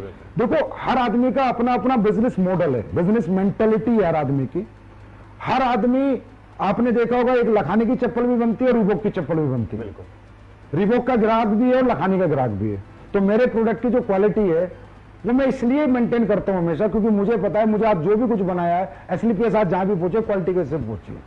अब मुझे लालच आ गया, टैक्स बढ़ गया, कोई अभी जैसे आप देख रहे हो अश्वगंधा, गिलोय और अपना काढ़ा और अपना मुलेठी, सुन रहे हो गए आप, रोज टीवी पे आता है, टीवी पे डेली आ रहा है। रेट बढ़ गए इनके, लोगों ने दुगने रेट कर दिए। मार्केट है, हिंदुस्तान है, लेकिन मैंने अभी तक रेट नहीं बढ़ाए, जब तक मैं मजबूर ना हो जाऊं। लेकिन मैंने पानी भी नहीं मिलाया। मैं ये सोचता हूं पानी मिलाने से अच्छा, क्वालिटी गिराने से अच्छा पैसे बढ़ा दो ना भाई। अरे पब्लिक या तो एक्सेप्ट करेगी, रिजेक्ट करेगी, कोई फर्क नहीं पड़ता। अब कई कंपनियों में नहीं पैसे मत बढ़ाओ, लीडर नाराज हो जाएंगे, लोग नाराज हो जाएंगे। अरे होने दो नाराज, क्या फर्क पड़ता है? कस्टमर सेटिस्फाइड है ना तो लीडर अपने आप सेटिस्फाइड है। कस्टमर को क्वालिटी मिलेगी, वो खरीदता रहेगा, लीडर पैसे कमाता रहेगा। मैं लीडरों की नाराजगी कभी नहीं देखता कि लीडर कहां नाराज होंगे कहां नहीं होंगे। मैं ये देखता हूं कस्टमर नाराज नहीं होना चाहिए। अगर कस्टमर नाराज है तो लीडर खुश रह ही नहीं सकता। और कस्टमर कब खुश रहेगा? जब उसको क्वालिटी प्रोडक्ट मिलेगा, उसको रिजल्ट आएगा। मैं मतलब शॉर्टकट में बताता हूं जी, अगर मुझे कभी ऐसा लगा तो मैं रेट बढ़ा दूंगा, लेकिन क्वालिटी नहीं गिराऊंगा। सर, एक लक्ष्मण ढूकिया जी हैं जो सवाल पूछते हैं कि सर जब मार्केट में जाते हैं तो बार बार एक चीज आती है और कुछ दूसरी कंपनी के लोग भी उनको ये बोलते हैं कि सर एसलीपीएस वेलनेस के प्रोडक्ट महंगे बहुत हैं, इतने महंगे क्यों हैं? भाई देखो, ये सवाल मेरे सामने भी बहुत आता है। अब इसका जवाब मैं ऐसे कैसे दूं कि भाई प्रोडक्ट महंगे किए गए हैं, मैंने किए हुए हैं? नहीं, ऐसा नहीं है। इसको ध्यान से समझना, मैं सभी जितने भी लोग सुन रहे हैं ध्यान से समझिए। प्रोडक्ट हमारा महंगा है 100% मैं मानता हूं, लेकिन इसके पीछे कुछ लॉजिक फैक्टर्स हैं, कारण है इसके पीछे। इसके पीछे वो एमएलएम के मालिक वाली सोच नहीं है कि वो बस कुछ भी बनाओ, घोलो पोलो, आईडी में दो निकालो, 2 आदमी जोड़ो और लोगों को बोल दो पैसा कमाओ। नहीं, इसके पीछे है कस्टमर सेटिस्फेक्शन। सर हमारे प्रोडक्ट के लिए मैं कह सकता हूं सबसे महंगा पर सबसे अच्छा। यस, सबसे महंगा सबसे अच्छा। ये महंगा क्यों बनता है? इसके पीछे रीजन लोग जानना चाहेंगे, जानिए आप लोग। और आप लोग इसे सर्च करेंगे, आजकल गूगल बाबा है सारी नॉलेज देने के लिए। हर प्रोडक्ट में एक रॉ मटेरियल डलता है। अब रॉ मटेरियल की सोर्सिंग सबकी अलग अलग है। कोई एक्सट्रैक्ट से ही प्रोडक्ट बनाते हैं, एक्सट्रैक्ट खरीदते हैं। मान लो एक एग्जांपल देता हूं, अश्वगंधा का एक्सट्रैक्ट अगर आप 1 किलो खरीदोगे महिपाल जी तो 1200 रुपए किलो मिलेगा। 1200 रुपए किलो एक्सट्रैक्ट। रेशो मिलेगा 4:1, मतलब 4 केजी अश्वगंधा का 1 केजी एक्सट्रैक्ट है, 1 किलो एक्सट्रैक्ट है, और वो आपको कह रहा है जी 1200 रुपए में। और अगर आप अश्वगंधा को जड़ से खरीद के लाओगे तो रेट है 700 रुपए। अच्छा, 700 जड़ का। वो कह रहा है जी मैंने 700 रुपए का पाउडर बनाया है और मैं 1200 में दे रहा हूं। 2800 रुपए का 4 किलो का, 700 इंटू 4 किलो 2800, और मैं 1200 कैसे दे रहा भाई? या तो बैंगन की जड़ मिला रहा है, या उल्टी सीधी चीजें मिला रहा है, भूसा मिला रहा है, और अश्वगंधा का पाउडर दे रहा है। अब जो कंपनियां प्रोडक्ट बनाती है उन्हें मजा आ रहा है, उन्हें 1200 रुपए किलो का अश्वगंधा मिलता है, डीएम वाटर मिलता है, बनाती हैं, प्रोसेसिंग करती है, बोतल भरती है, भेज देती है बाजार में। अश्वगंधा है नहीं, उसका नाम है। नहीं, अश्वगंधा है पर बहुत नाम आधी मात्रा में, आधी से भी कम मात्रा में मिलावटी। एक्सट्रैक्ट। हम लोग एक्सट्रैक्ट यूज नहीं करते। ओके। सबसे पहले हमारा प्रोडक्ट इसलिए महंगा होता है। कोई भी व्यक्ति हमारे फैक्ट्री में जाए, जयपुर में फैक्ट्री है, जाके देखे, हम एक्सट्रैक्ट यूज नहीं करते, हम रो हब्स यूज करते हैं। अब रो हब्स जो लोगों को 1200 में मिल रही है, जितनी भी कंपनी काम कर रही है सबको 1200 में मिल रही है, मुझे 2800 में मिल रही है। मेरा आंवला है, मेरा आंवला मध्य प्रदेश जंगलात से आता है। जंगली आंवला मैं यूज करता हूं। मैं ये आंवला जो आपका बाजार में बिकता है यूज नहीं करता, मैं जंगली आंवला यूज करता हूं। बाजार का आंवला 100 रुपए किलो है तो जंगली आंवला 400 रुपए किलो है। जिनसिंग है, जिनसिंग आप फैक्ट्री में किसी को भी भेजिए, अचानक भेजिए, अकस्मात भेजिए, किसी को भी बोला जाके निरीक्षण कर छापा मारे स्लीपेज की फैक्ट्री पे। एक कोरिया की जिनसिंग है जो 2500 रुपए किलो आती है, एक चाइना की जिनसिंग है, एक एग्जांपल है रेट का, 1000 रुपए किलो आती है। हम कोरिया की जिनसिंग यूज करते हैं। लेकिन दोनों है जिनसिंग, दोनों जिनसिंग है। स्पेरुलिना है, हमारा ओरिजिनल स्पेरुलिना, चाइना का स्पेरुलिना जो आता है ना सर, 1000 रुपए किलो है, हम यूज करेंगे वो 5000 रुपए किलो के। एक एग्जांपल से बता रहा हूं, हमारा raw material quality upper level का है और रो है, रो हब्स यूज करते हैं। उन हब्स को हम उबालते हैं, फिर जड़ से लेके पूरा फल तक उसका काढ़ा निकालते हैं, फिर प्रोसेसिंग करते हैं, तब हम चीज बनाते हैं। तो प्रोसेसिंग, रॉ मटेरियल क्वालिटी, ये सबसे ज्यादा इफेक्ट होती है। एक एग्जांपल देता हूं, सब लोग सुनो, कोई एमडी इतना सच नहीं बोलेगा। तुलसी बाजार में आप किसी भी कंपनी से बनवाओ, तुलसी 20-25 रुपए में बना के दे देगा विद बोतल पैक। मेरी तुलसी का बिल, कोई भी आके मेरे पास आके देखे, मेरा बिल, मेरी जो कॉस्टिंग शीट है फैक्ट्री की, हमारी 75 रुपीज है। 75 रुपीज हमारी मैन्युफैक्चरिंग कॉस्ट है तुलसी की, तो मैं 308 में बेच रहा हूं। लोगों की तुलसी 20 रुपए में विद पैकिंग बन रही है। आप पूरी इंडिया की किसी भी सप्लायर से ले लो, 20 रुपए में डब्बा पैक करके तुलसी दे देगा। मेरी तुलसी की कॉस्टिंग है ना, वो 75 रुपए है, और कोई भी आगे देख सकता है। वो अब क्यों है? अब बाजार की तुलसी के 10 बूंद और मेरी तुलसी का 1 बूंद। बिल्कुल है। तो सर या तो लोगों को लूट लो, बेवकूफ बना लो, या ईमानदारी से काम करना है तो फिर पैसे तो रखने ही पड़ेंगे। अब 75 की तुलसी और 25 की तुलसी में 5 गुना का फर्क हो गया महिपाल जी, 3 गुना का। तो मैं सर्वाइव कैसे कर जाऊं उस रेट पे बेच के? अगर आप चाहते हो उस रेट पे बेचूं तो मुझे कचरा बनाना पड़ेगा, मुझे पानी मिलाना पड़ेगा, घटिया प्रोडक्ट बनाने पड़ेंगे, वो मैं मरते दम तक नहीं बना सकता। तो सबसे महंगा सबसे अच्छा। सर आपने बहुत बढ़िया बताया। मुझे नहीं लगता कि आज हिंदुस्तान में क्या पूरी दुनिया के अंदर किसी कंपनी का मालिक, किसी कंपनी का एमडी इतना खुल के मतलब सारी अंदर की बातें किसी को बता दे, ये लाजवाब है सर अपने आप में। और दूसरा आपने जो एक प्रोसेस बताया कि हम हब्स यूज करते हैं, रॉ मटेरियल, पूरी रो एक्सट्रैक्ट पाउडर नाम की कोई चीज बाजार से नहीं खरीदते। ये एक बहुत बड़ा राज है असली वेलनेस के प्रोडक्ट का रिजल्ट देने का। अरे महिपाल जी 500 रुपए का प्रोडक्ट भी महंगा है अगर काम का नहीं है तो। अब हमारा पेस्ट 199 का, दुनिया 50-50 रुपए में लेके आ गई। अब 50 रुपए में तू रेत मिला के पेस्ट बेच रहा है, क्या मतलब है उसका? कोई काम तो करे दांतों के लिए। वो 50 भी बेकार है ना, 500 रुपए भी बेकार है सर अगर काम करें। देखो पैसा पैसा ही होता है। अगर उसके यूज में आ गया तो पैसा वसूल हो गया, अगर यूज नहीं आया तो कम पैसा भी बेकार है। सर किसी के घुटने का दर्द है, 15,000 रुपए में ठीक हो गया, 1.5 लाख की बजाय, प्रोडक्ट महंगा रहा सस्ता रहा, ये बताओ। किसी का हार्ट का ब्लॉकेज खुल गया, 20,000 रुपए के हमारे प्रोडक्ट लेके, प्रोडक्ट महंगा रहा सस्ता रहा, बहुत सस्ता रहा। किसी का 90% लीवर खत्म है, वो हमारे प्रोडक्ट से लीवोडॉग से ठीक हो गया, प्रोडक्ट महंगा रहा सस्ता रहा। अगर देखा जाए तो दुनिया का सबसे सस्ता प्रोडक्ट है ना वो स्लीपेज के पास है, जो लाखों का काम मात्र चंद रुपयों में लोगों का हो जाता है। तो दुनिया का सबसे अच्छा और लोगों के लिए सबसे सस्ता प्रोडक्ट अगर मैं कहूं तो स्लीपेज के पास। सर एक मनीष महिला जी हैं जो ये पूछना चाह रहे हैं कि हम डॉक्टर्स नहीं है ना, हमारे पास डॉक्टरी का कोई लाइसेंस है, क्या बिना लाइसेंस के हम इस प्रोडक्ट को प्रमोट कर सकते हैं? बिल्कुल बेच सकते हो, धुआंधार बेच सकते हो। ओटीसी प्रोडक्ट होते हैं, ओवर टू काउंटर प्रोडक्ट। 2 तरह के होते हैं, प्रिस्क्रिप्शन ड्रग्स होती है, प्रिस्क्रिप्शन मेडिसिन होती है, ओटीसी होती है। जैसे वीको वज्रदंती बाजार में आप खरीदने जाओगे तो उस पर भी सेफ आयुर्वेदिक प्रोप्राइटरी मेडिसिन मिलेगा, जिसे हर परचून का दुकानदार बेच रहा है। अब परचून का दुकानदार डॉक्टर तो नहीं है। च्यवनप्राश आप कंपनियों को लेने जाओगे तो उसमें सेफ आयुर्वेदिक प्रोप्राइटरी मेडिसिन मिलेगा, जिसे हर एक दुकानदार बेच रहा है, हर गली मोहल्ले का दुकानदार बेच रहा है। अब वो डॉक्टर तो नहीं है।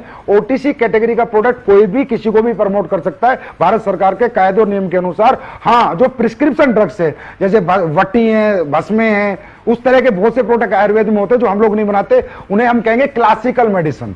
क्लासिकल मेडिसिन दोस्तों हम प्रमोट नहीं कर सकते, सेफ आयुर्वेदिक प्रॉपर्टी हम सब प्रमोट कर सकते हैं, और पूरी हिंदुस्तान की सारी कंपनियां कर रही हैं। ये सब आपके सामने। मतलब ये प्रोडक्ट हम आराम से किसी भी ओवर टू काउंटर इसको कहते हैं, ओटीसी प्रोडक्ट जी। सर यहाँ तक आपका सेशन के बाद एक मेरा सवाल है, और इस सवाल बहुत अच्छा सवाल है। आज एसलीपीएस वेलनेस का फाइटर या मैं भी, हम किसी को भी अपने प्लान के बारे में जब बताते हैं तो सामने वाला ज्वाइन करे या ना करे, किसी को 5 साल का एक्सपीरियंस है, 10 साल का एक्सपीरियंस है, फिर भी एक चीज पे सल्यूट करके जाता है कि उस आदमी को सलाम करते हैं जिस आदमी ने प्लान बनाया है। मतलब लोग बहुत ज्यादा इंप्रेस हैं इस प्लान को, और वो एक चीज बोलते हैं कि ये प्लान नहीं है, ये हिंदुस्तान डायरेक्ट सेलिंग की कंपनियों का निचोड़ का एक प्लान है। मैं ये जानना चाहता हूं इस प्लान का आइडिया आपके दिमाग में कैसे आया? भाई वही बात है, जिसने किया होगा कर्म उसको ही पता होंगे अपने धर्म। तो मैंने कर्म किए थे, डायरेक्ट सेलिंग की थी। मैं कोई वो तो नहीं हूं इंडस्ट्रियलिस्ट की आगे सीधा डायरेक्ट सेलिंग कंपनी खोल ली। तो जो दर्द जो तकलीफें मुझे हुई थी, जैसे फॉर एग्जांपल हम लोग पैसे कमाते थे तो जितने आते थे उतने खर्चा हो जाता था। Yes, sir. 2-2 साल तक हमारे घर वाले पूछते थे भाई क्या कमाया, तो हम बोलते थे और रुक जाओ बस आने वाला है। उस ना तो वो कभी आया ना हम कभी रुके, तो आखिर में घर वाले नेगेटिव हो जाते थे, परेशान हो जाते थे। क्योंकि देखो एक डायरेक्ट सेलर का खर्चा तो होता है, इसमें कोई डाउट नहीं है, खर्चा तो होता है। आपने दिवाली बोनस सुना है? हाँ, मतलब आदमी पूरी साल की तनख्वाह को इतनी वैल्यू नहीं देता जितनी दिवाली बोनस को देता है। बिल्कुल। और दिवाली बोनस से वो बच्चों की 100% गिफ्टें लेके आता है। घर में कुछ ना कुछ खुशियां आती बस यही मैंने सोचा कि एक जो हम सेल्स इंसेंटिव देते हैं यार, ये तो खर्चा हो जाए लोगों का, पर सेल्स परफॉर्मेंस बोनस बच जाए लोगों का, बोनस बच जाए। तो आज हमारी कंपनी में क्या है, 300 की टीम भी बनाता है ना तो 1.5-2 लाख घर दे देता है। तो आज हमारी कंपनी की ग्रोथ का कारण क्या है कि घर वाले बच्चों के साथ आ गए। वो कहते हैं अरे वाह बेटा 6 महीने में तूने 2 लाख दे दिए, 6 महीने में 1.5 लाख दे दिए। और जहां हम काम करते थे सर, हम 2-2 साल 2 रुपए नहीं दे पाए। उल्टा हमारी तो बीवी ये कहती थी कि बर्बाद करने के लिए तूने काम शुरू किया है, क्योंकि हमने तो अपना फंड में निकाल के लगा दिया था। तो ये कारण है। दूसरा आपने फैमिली ट्रिप वगैरह सर वो देखे, ऐसा है वही बात है, जिसने कि एक कर्म वो जानता है तकलीफें। जब हम रात को काम करके 12 बजे आते थे तो खाना गरम बीवी देती थी, जब हम उठते थे बच्चे स्कूल चले जाते थे। तो कहीं ना कहीं फैमिली का बहुत बड़ा रोल होता है। अब हमें तो कंपनियां घुमा रही है, थाईलैंड जाओ, दुबई जाओ, स्विट्जरलैंड जाओ, फलानी जगह जाओ। अरे भाई परिवार तो सबसे बड़ी ताकत है, जो हम हैं आज उन्हीं की वजह से, तो उन्हें भी तो घुमाना बनता है। तो देने को तो मैं 1 टिकट भी दे सकता था, लेकिन मैंने 4 टिकट दिए, बिकॉज एसलीपीएस फैमिली कंपनी। तो आज जब हमारे लोगों के माँ बाप घूम के आते हैं, 20 बच्चे घूम के आते हैं, तो उन लोगों को आते ही कहते हैं अरे भाई वाह क्या काम किया आपने। तो हमने सबको इसलिए घुमाया कि लोगों उनकी बीवी और बच्चों को लगे कि तुम्हारा पिता या तुम्हारा पति रियली कोई दुनिया की नंबर 1 डायरेक्ट सेलिंग कंपनी में काम करता है, और ये काम सबको करना चाहिए। किसी ने सवाल पूछा है कि हम यहाँ पे करियर लगाना चाहते हैं, लेकिन ये जानना चाहते हैं कि क्या ये मैथमेटिकली कैलकुलेटेड है जिससे कि अपना करियर यहाँ पे लगाया जा सके। देखिए बिल्कुल, जिसने भी सवाल पूछा है बहुत जेन्युइन सवाल है। अगर कंपनी को अगले 100 साल तक चलना है, 200 साल तक चलना है, 500 साल तक चलना है, तो सिर्फ फिगर से काम नहीं चलेगा। मैथमेटिकली कंपनी को 100% कैलकुलेट होना पड़ेगा। हमारा plan 100% mathematically percentage wise calculated है, और कंज्यूमर अफेयर्स में एक प्लान हमारा जमा है, हो चुका है। और अभी मैं सबके लिए बता दूं, सब लोग सुने कि आने वाले समय में डायरेक्ट सेलिंग गाइडलाइंस के आई थी, अभी रूल आ रहे हैं। रूल मतलब कानून आ रहा है, और कानून में साफ साफ लिखा हुआ है, वो लोग भी सावधान हो जाएं जो इधर उधर चिल्लर पिल्लर कंपनियों में घूम रहे हैं। साफ साफ लिखा है कि मैथमेटिकली कैलकुलेशन आपको रूल्स आने के बाद अपने पेपर्स जमा जब आप कराओगे तो आपको देना पड़ेगा, परसेंटेज वाइज आपको पैसा बांटना पड़ेगा। आप कुछ भी नहीं लिख के दे सकते 1000 रुपए का पेयर दे रहा हूं, 2000 का दे रहा हूं, 5000 यहां मिलेंगे, नहीं, मैथमेटिकली लाना पड़ेगा, क्योंकि ये तो रूल्स में है सर। और हमें आज एसलीपीएस एक ऐसा ब्रांड है जहां जिसकी तरफ सरकार भी इज्जत से देखती है कि हाँ अच्छे लोग अच्छा काम करते हैं, तो हम सरकार के खिलाफ भी काम नहीं कर सकते। तो सीधी सी बात है, सरकार ही मैथमेटिकली मांग रही है तो हमें मैथमेटिकली में आना है। हम आ चुके हैं और हमेशा रहेंगे भी। जिंदगी जीने में उतार चढ़ाव बहुत आते हैं, कभी चढ़ाव भी होता है, कभी उतार भी होता है, लेकिन वजह क्या है कि एसलीपीएस वेलनेस लास्ट 6 साल से एक एक्सपोनेंशियल ग्रोथ पे चल रही है। इसकी वजह कोई आप किस चीज को मानते हैं? इसकी वजह हम आपको मानते हैं नहीं, ये तो सिर्फ आपका बड़प्पन है। इसकी वजह हम जनता को मानते हैं, जनता जनार्दन को मानते हैं, हाथ जोड़ के प्रणाम करते हैं। वो कस्टमर हमारे जो खुश हैं और वो लीडर जो हमारे खुश हैं, और वो प्रोडक्ट हमारे जिन्होंने वो रिजल्ट दिए मार्केट में, जिससे आज ये इज्जत मान सम्मान आपका प्यार मिलता है, और हर दिन हम आगे बढ़ते हैं। मेरे के मतलब रोंगटे खड़े हो रहे हैं बताते हुए कि जब लॉकडाउन शुरू हुआ था, जिस सेल पे हम थे पिछले हफ्ते हमने वो सेल क्रॉस कर दी। अब इसे क्या बताऊं मैं, अब कई बार तो मुझे भी समझ नहीं आता कि ये कैसे हो रहा है। लगता है महाकाल बाबा है, भगवान या अल्लाह खुदा गॉड वाहेगुरु कर रहे हैं और लोग कर रहे हैं। और अचीवर्स टेस्टिमोनियल हैं उनसे भी ग्रोथ है कि जो लोग बेचारे कहीं कामयाब नहीं हुए थे वो 2-2 साल में कामयाब हो गए, उन्हें देख के भी ग्रोथ है। और प्रोडक्ट के रिजल्ट सबसे बड़ा हमारा ग्रोथ का कारण है, क्योंकि कस्टमर जब दुआ देगा ना सर किसी भी कंपनी को, तो उसके लीडर भी और वो कंपनी भी दोनों फलेंगे और फूलेंगे। कस्टमर की दुआ बहुत जरूरी है। सर एक सवाल है, आज एसलीपीएस वेलनेस में जितने भी अचीवर हैं मैक्सिमम लोग फ्रेशर हैं, और दूसरा बहुत सारे लोग ऐसे हैं जो पहले से किसी न किसी डायरेक्ट सेलिंग इंडस्ट्री में काम किया करते थे, लेकिन वजह क्या है कि एक लंबे टाइम तक एक डायरेक्ट सेलिंग ने दूसरी कंपनी में किसी भी अदर कंपनी में काम करने के बाद वो कामयाबी नहीं ले पाया जिसके कंपेयर 6 महीने के अंदर वो यहाँ पे अपना वजूद बना पाया और एक बहुत बड़ा रिकॉर्ड बना पाया। ऐसा क्या है? देखिए सबसे पहले तो किसी भी कंपनी में जो काम करते थे ना, मैं वो कहूंगा जो झोलर कंपनी है जिनका मतलब हिसाब किताब ही हवा बेचने का है ना, उनके लिए लोग सावधान हो जाएं। भाई मैं एक बात कहता हूं, पैसे ही कमाने हैं ना तो किसी अच्छी कंपनी में काम कर लो भाई, हमारी में मत करो, किसी और में कर लो, अच्छे प्रोडक्ट बेचो यार। कम से कम ये तो सोचो तुम्हारा बाप सीने के 2 बटन खोल के बाजार में निकले कि मेरा बेटा BMW लेकर आया है तो दुनिया का भला करके लाया, मर्सिडीज लेकर आया दुनिया का भला करके लाया। ये तो ना कहे तुम हमारे बाप को माँ को लोग, अरे तेरे बेटे ने पूरा गांव लूट लिया, पूरा शहर लूट लिया, ऐसे घटिया प्रोडक्ट बेचे, ऐसे घटिया चीजें बेची जो आज हमारे लोगों के किसी काम की नहीं है। तो मेरा कहने का मतलब है, पहले तो उन लोगों के लिए मैसेज है, भाई अपनी इज्जत से बड़ा पैसा नहीं होता, अपने माँ बाप के सम्मान से बड़ा सम्मान नहीं होता, तो अच्छी सम्मानित कंपनियों में काम करो, बहुत अच्छी अच्छी कंपनी, मेरी में मत आओ, किसी और में चले जाओ, लेकिन अच्छी कंपनियों में जाओ। अब जो लोग वो 5-6 साल से कामयाब नहीं हुए सर और यहां कामयाब हो गए, तो मेरा आपसे क्वेश्चन है कि वहां कामयाब क्यों नहीं हुए, यहां कामयाब हो गए, उनमें कोई कमी थी क्या? नहीं, अगर कमी होती तो वहां भी कामयाब नहीं होते, यहां भी नहीं यहां होते। भी नहीं होते। मतलब कमी उनमें नहीं थी, कमी प्लेटफॉर्म में थी, कमी प्रोडक्ट में थी, कमी पे आउट में थी, कंपनी मैनेजमेंट में थी, कंपनी ट्रेनिंग सिस्टम में थी, कंपनी लीडरशिप में थी। वो सारी चीजें उन्हें यहां पर मिली। उनको यहां पर देखो, डायरेक्ट सेलिंग में लीडर पैसा कब कमाएगा? जब कस्टमर उसके प्रोडक्ट को प्रमोट करेगा, ना कि नेटवर्कर। कस्टमर, मुझे डायबिटिक प्रॉब्लम है, मुझे प्रोडक्ट से फायदा हुआ, मैंने अपने 4 दोस्तों को बोला भाई डायबिटीज का प्रोडक्ट लेना है, एसलीपीएस का ले लो, बड़ा अच्छा प्रोडक्ट है। मतलब जो बिजनेस नहीं कर रहा है वो भी हमारा बिजनेस कर रहा है, तभी तो पैसा कमाएगा, तभी तो एक्सपोनेंशियल ग्रोथ होगी, तभी तो। अब क्या हुआ, ना तो मुझे उसे ट्रेनिंग देनी पड़ी, ना 8 स्टेप, ना 12 स्टेप, ना 13 स्टेप, ना कोई मोटिवेशन देना पड़ा। उसको तो पता ही नहीं चला कि मैंने तो प्रोडक्ट ही दिया था ना। उसको तो यही नहीं पता डायरेक्ट सेलिंग है। डायरेक्ट सेलिंग क्या है? प्रोडक्ट ही दिया था ना, और उसने 5 आदमियों को प्रोडक्ट बिकवा दिया, लीडर ने पैसे कमाए, हाँ है ना। तो सबसे बड़ा रोल होता है प्रोडक्ट का। फिर प्रोडक्ट के बाद पे आउट, कि प्रोडक्ट कितना ही अच्छा क्यों ना हो, अगर आपको पे आउट अच्छा नहीं मिलेगा तो बेचोगे कैसे? पेट्रोल चाहिए, मोबाइल का बैलेंस चाहिए। फिर होता है मैनेजमेंट, फिर होती है टॉप लीडरशिप। तो आज कंपनी की हमारी जो टॉप लीडरशिप है उसको सल्यूट है मेरा, कि वो इतने अच्छे, इतने ईमानदार लोग हैं, महिपाल सर जैसे, रामवीर सर जैसे, शिव कुमार जी जैसे, कुणाल जैसे, दलीप जैसे, अमित दुबे, अनुज जैसे अच्छे लोग हैं, कि इन लोगों की जो लीडरशिप है वो लाजवाब रही है। और हमारी कंपनी का केयरिंग नेचर जो है, पता नहीं मैं कितनी केयर आप लोगों की करता हूं, वो आप लोग जाने, पर मेरे लिए एसलीपीएस का हर एक सदस्य अपने परिवार से बढ़कर है, अपने बच्चों से बढ़कर है। तो कंपनी का केयरिंग नेचर होना चाहिए, यूज एंड थ्रो का सिस्टम नहीं होना चाहिए कि सालों को इस्तेमाल करो, माल कमाओ, फिर लात मार दो। वो हम कभी नहीं करते, वो काम हम कभी नहीं करते, ना करते थे। तो ये सारे कारण है सर। सर एक मोहन आंजना भीनमाल है, इन्होंने पूछा है क्या कंपनी जिंदगी भर चलती रहेगी, हम कैसे आश्वस्त रहें, और आप अपनी फ्यूचर प्लानिंग और विजन बताना चाहेंगे? देखिए, कंपनी जिंदगी भर चलती रहेगी, ये आप ये सवाल मुझे आपसे पूछना है कि आप चलाते रहोगे?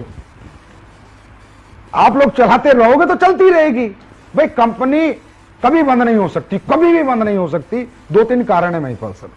नंबर एक कारण, जब कंपनी का प्रोडक्ट बिकना बंद हो जाए तो क्या हमारा प्रोडक्ट बिकना बंद हो सकता है? सर इसकी डिमांड बढ़ेगी। क्लियर है? लॉकडाउन में टर्नओवर ज्यादा हो रहा है तो आगे तो बढ़ना ही। क्लियर है? टॉप के प्रोडक्ट है, आज लॉकडाउन में तो हमने रिकॉर्ड तोड़ दिए। बिल्कुल। ठीक है। उसके बाद गवर्नमेंट के टैक्सेस खाएंगे, गवर्नमेंट बैन करेगी, तो गवर्नमेंट के टैक्सेस एसलीपीएस के जिसका दिल करे, अगर कोई हमारी कंपनी में सीए सीएस हो, जाइए भैया ऑनलाइन देखिए, हम टीडीएस टाइम से देते हैं नहीं देते, जीएसटी देते हैं नहीं देते, क्या गवर्नमेंट के 5 पैसा हमने रखा है। बड़े बड़े अच्छे प्रोफेशनल लोग हमारी कंपनी में ज्वाइन है, खुद जाके चेक कीजिए। अगर गलत मिलते हैं सर आप फोन करके बताइए, संजीव कुमार सर आप झूठ बोलते हो कैमरे के सामने बैठ के। 1 भी रुपया गवर्नमेंट का आज तक मैंने नहीं रखा, पहले देता हूं 2 दिन पहले। तो गवर्नमेंट का पैसा नहीं रखूंगा तो गवर्नमेंट मुझे कभी डिस्टर्ब नहीं करेगी। जो डायरेक्ट सेलिंग के रूल्स हैं वो सारे हमारी कंपनी में फॉलो होते हैं, इसलिए हमारी कंपनी थोड़ी स्ट्रिक्ट है। आपने देखा होगा केवाईसी प्रोसेस, ये प्रोसेस, वो प्रोसेस, ज्वाइनिंग प्रोसेस, सब स्ट्रिक्ट है। क्यों? पूरे 100% रूल फॉलो करते हैं गवर्नमेंट का, कंज्यूमर अफेयर्स का। अपग्रेडेशन कंपनी का टाइम टू टाइम करते हैं। और भैया अगर कंपनी को जाना ही होता तो कंपनी इतनी बड़ी बड़ी मैन्युफैक्चरिंग यूनिट क्यों लगाती? मैंने पहली जो यूनिट बनाई थी उसमें लगाए थे मेरे ख्याल 12 करोड़, फिर अभी जो यूनिट बनाई है उसमें लगाए 7-8 करोड़, और अब एक यूनिट आपकी और बन रही है जो 50 करोड़ की बन रही है, जो इस साल बन के तैयार होगी। 50 करोड़, 50 करोड़ महिपाल जी जयपुर में बन रही है। मतलब आप ये देखिए 2209 दुनिया 18,000 1 लाख स्क्वायर फीट की, 1-1.5 लाख स्क्वायर फीट की फैक्ट्री बन रही है बड़ी। इस फैक्ट्री को हम बना रहे हैं बाहर की कंट्रीज के लिए। बाहर की कंट्रीज में जो हमारा प्रोडक्ट जाएगा, क्योंकि वहां पैकेजिंग के कई लफड़े हैं, तो पैकेजिंग अच्छी हो। तो कहीं ना कहीं आप ये मैसेज दे रहे हैं कि आने वाले टाइम में हम विदेशों में भी काम करेंगे। तो मैं 50 करोड़ रुपए की फैक्ट्री क्यों बना रहा हूं? इसलिए बना रहा हूं, आके कोई भी आओ जयपुर में देखो, पहली छत डल चुकी है, दूसरी डलने वाली है अभी। कितनी बड़ी फैक्ट्री बना रहा हूं। तो अगर मैं 3-3 फैक्ट्री बना रहा हूं, अच्छा ये बताओ, ये 10-12 करोड़, ये 6 करोड़, ये 50 करोड़, ये 60-70 करोड़ रुपए थे, तो मैं प्लॉट खरीद लेता, फ्लैट बना लेता, गाड़ियां खरीद लेता, विदेशों में अपनी प्रॉपर्टी खरीद लेता। अगर मेरा विजन ही ना होता, मैं फ्यूचर ही ना देखता, मैं और कंपनियों की तरह, अब वो और कंपनियां बोलती हैं अपनी मैन्युफैक्चरिंग यूनिट लगाने का क्या मतलब है? अबे मतलब है ना, खर्चा करना पड़ता है, साला लगा के दिखाओ, लगा के दिखाओ। इधर उधर से माल ले रहे हो, अपना कुछ है क्या? अपना कुछ ला के दिखाओ, अपना माल बना के दिखाओ, पैसा लगेगा। 70 करोड़ लगाया इधर, 70 करोड़ विदेशों में इन्वेस्ट कर देता संजीव कुमार, लेकिन नहीं, ये जनता की कंपनी है, मैंने जनता के लिए बनाई है, पब्लिक के लिए बनाई है, और हमेशा पब्लिक के लिए ये कंपनी जिंदाबाद रहेगी, और मैं ऐसे ही पैसे खर्चा करता रहूंगा। तो अब 3 यूनिट बनाई है, 70 करोड़ लगाए हैं, तो इसका मतलब फ्यूचर है, विजन है, चलना है, लोगों को कैरियर देना, भविष्य देना, इसलिए तो लगाए। कंपनी का ये मैनेजमेंट देखा आपने। और एक कंपनी बंद होने का एक सबसे बड़ा जो कारण होता है महिपाल जी, राज की बात है, अगर इधर उधर इल्लर पिल्लर कंपनी में काम करो तो उन डायरेक्टरों से जाके पूछ भी लेना कभी। एक आईडी आती है एक कंपनी में, मान लो 14,000 15,000 की, तो आईडी ना डिस्ट्रीब्यूशन होती है, टैक्स का पैसा टैक्स में, प्रोडक्ट का पैसा प्रोडक्ट में, कंपनी का पैसा कंपनी के प्रॉफिट में कंपनी के प्रॉफिट में, लीडर का पैसा लीडर को, टूर का पैसा टूर को। जो कंपनी पब्लिक का पैसा खाने लग जाती है उसका बंद होना निश्चित है। और 99% ये झोलर कंपनी जितनी है 99% खाती हैं। जो आजकल के बच्चे खोल के बैठ रहे हैं ना, इनका यही काम है, क्योंकि पैसा आता बहुत है, बैंकों में बड़ा पैसा दिखता है, और ये कहते तो हमारा ही है, देना तो है ही नहीं। ऐसे नहीं होता, ऐसे ही ये कंपनियां चल नहीं पाती। अब जैसे मैं अपने बताता हूं, एसबीआई बैंक में मेरा अकाउंट नंबर में अगर कोई चेक कर सकते तो चेक कर लेना, कंपनी के टूर के पैसे हैं।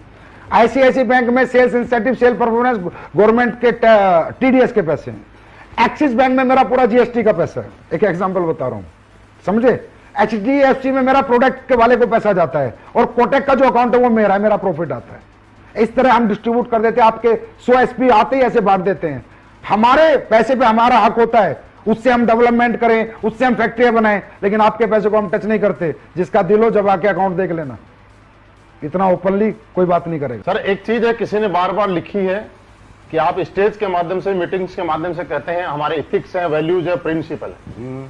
मैं आज पब्लिक के लिए सामने ये जानना चाहता हूं कि आपके ऐसे कौन से इथिक्स हैं, वैल्यूज या प्रिंसिपल हैं, बाकी लोगों से आपको अलग करते हैं, बाकी लोगों से अलग क्या माने? किस मूड में आए हो आज आप ये बताओ पहले। मैं सिर्फ लोगों के ही सवाल लेके आया हूं। सारे मतलब आप पूरी पोल पट्टी पे आ चुके हो आज तो। हाँ? मौका कभी कभी मिलता है। महिपाल जी, हमारे एथिक्स और वैल्यूज अलग हटके हैं। जो आज तक 20 साल 25 साल से जो त्रस्त रहे हैं, नेटवर्क कर परेशान रहे हैं, कंपनियों से तकलीफें रही हैं ना, वो तकलीफें देखो हमने प्रोडक्ट से, पे आउट से दूर की हैं, और अपने कुछ प्रिंसिपल से दूर किए हैं। जैसे मैं एक पहला प्रिंसिपल बताता हूं, आप कई कंपनियों में देखोगे पूरा स्ट्रक्चर शिफ्ट हो जाता है एक सीनियर अपलाइन के कहने से। कंपनी का एक टॉप अपलाइन जिसका धंधा सबसे ज्यादा आता है, वो डायरेक्टर को आता है, जाके डराता है, ये बंदे का धंधा इधर कर दो। डायरेक्टर कहता है भाई साहब हाँ, क्योंकि तुम्हारे धंधा सबसे ज्यादा आता है, तुम्हारे सलूट हम कर देंगे। इधर ऐसा नहीं चलता। हमारी कंपनी में अगर आपने अपनी आईडी ग्रीन करा दी, इस पूरी पृथ्वी पर कोई ताकत नहीं है उस आईडी को डीएक्टिवेट करा दे बिना आपकी मर्जी के।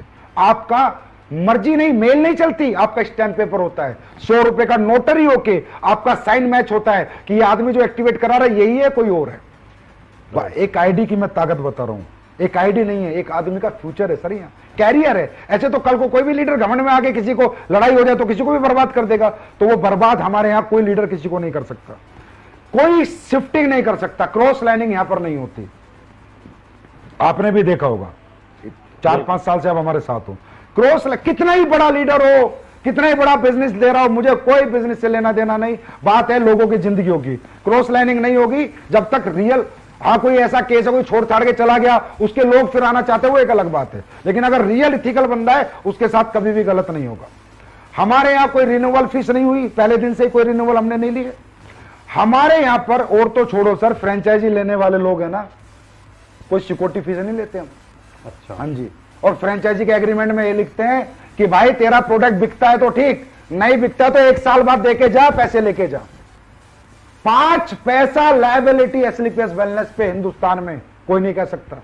ये हमारे एथिक्स हैं। हमारे एथिक्स हैं कि अगर आप हमारी कंपनी छोड़ के भी चले जाते हो तो भी हम आपको फोन करके आपका सारा बचा हुआ पैसा देते हैं।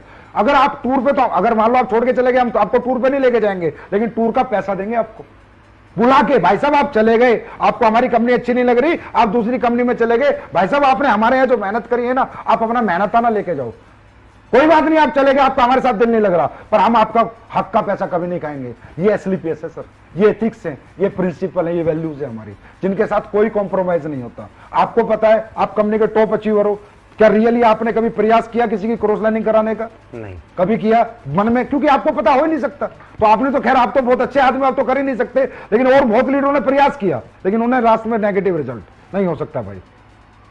अगर किसी के 2 लाख चल गए और वो भैंस भी चराएगा ना, तो भी हमारे यहां से चेक जाता है। और कंपनियों में क्या होता है, लीडर आते हैं आगे बोलते हैं, सर वो तो भैंस चरा रहा, उसके 2 लाख चल रहे, पैसे आ रहे, इसकी आईडी बंद करो, इसको ऐसे करो। हम बोलते हैं भाई जब वो आया था ना तो तुमने यही कहा था कि अगर तेरे 2 लाख चल गए तो तेरी जिंदगी बदल जाएगी। अब बेचारे की बदल गई तो यार तुम्हें क्या तकलीफ है? तो दोस्तों निश्चिंत रहो, आपकी आईडी आपकी है, इसे कोई भी हिला नहीं सकता। एक संजय कुमार है, एक मनीष जयपुरी है, जो पूछते हैं आज एसलीपीएस की कॉपी मार्केट में बहुत आ रही है उनके बारे में क्या कहना चाहेंगे आप? देखो आप यहां तक कि लोगो भी बना रहे हैं उसमें भी कॉपी, फोल्डर बना रहे हैं उसमें भी कॉपी, डब्बे का डिजाइन बना रहे हैं उसमें भी कॉपी। भैया तो मान ले भाई हम हिट हो गए है ना। कॉपी किसकी होती है? जिसमें कुछ होता है, जिसमें कुछ होता है, ओरिजिनल है हम। देखिए कॉपी करने वालों को मैं सलाह दूंगा कि आप अपने खुद के आइडियाज लाएं, ऐसे आप बड़े नहीं बन पाएंगे, आप लोगों का फ्यूचर खराब कर लेंगे, लोगों की जिंदगियां खराब कर देंगे। आप वही खेल खेलेंगे जो आज तक 20 साल से लोग खेलते रहे और डायरेक्ट सेलिंग इंडस्ट्री बदनाम होती रही, क्योंकि आप लोगों ने भागना ही भागना है। अब नहीं तो क्योंकि हमारी कॉपी हो नहीं सकती महिपाल जी। पहली बात, हमारी कॉपी करने के लिए 4-4 मैन्युफैक्चरिंग यूनिट लगाओ, हमारी कॉपी करने के लिए हमारी प्रोसेसिंग लाओ, हमारी कॉपी करने के लिए हमारे प्रोडक्ट में क्वालिटी लाओ, वो क्वालिटी दो जो हम देते हैं, दे के दिखाए कोई।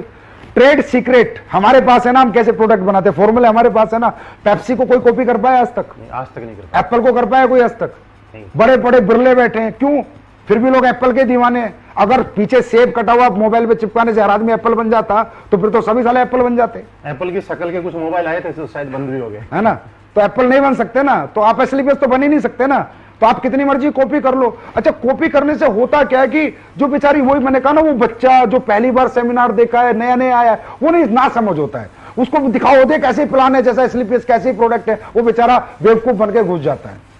ट्रेड सीक्रेट हमारे पास है, ठीक है। अब हमारा प्लान कॉपी कर लिया भाई, मैथमेटिकली कैलकुलेशन लाओ। अब कॉपी करना आसान है, देना मुश्किल है ना। अरे तुम लिख दोगे, लिखना आसान है, पर देने में हाथ कांपते हैं। वो मैं कहता हूं ना, वहां जिगर नहीं चाहिए, जिगरा चाहिए। तो भाई क्या तुम इस कैपेबल हो, इतना पैसा दे सकते हो जितना लिखते हो? बस कॉपी एसलीपीएस का वो छाप दिया फोल्डर, और अच्छा कई कंपनी तो ऐसी है 19वां लेवल, 20वां लेवल। अरे भाई पहले 10-20 लेवल देते तो। और दूसरी बात है, इनका आश्रय भी बुरा होने वाला है। अच्छा मैं बता रहा हूं, ऐसी कंपनी का कोई मालिक सुन रहा हो तो ध्यान से सुन। अभी डायरेक्ट सेलिंग गाइडलाइंस में रूल्स आ, उन रूल्स के अंदर मैथमेटिकली कैलकुलेशन चाहिए प्लान में। उन रूल्स के अंदर बहुत सारी चीजें आ रही जो तुम लोग फॉलो नहीं कर रहे, ना तुम कभी कर सकते। सही है, इसके लिए बहुत ज्यादा मैनेजमेंट, बहुत ज्यादा पैसा चाहिए। और अच्छी बात बताता हूं तुम लोगों को मेरे बच्चों, रूल्स के अंदर मैं पूरी ताकत लगा रहा हूं, 10 करोड़ की सिक्योरिटी डलवा रहा हूं कि जो भी नई एमएलएम कंपनी चल रही है सबको 10-10 करोड़ देने पड़ेंगे। मैं पूरी ताकत लगा रहा हूं, 10-5 तो डलवा दूंगा।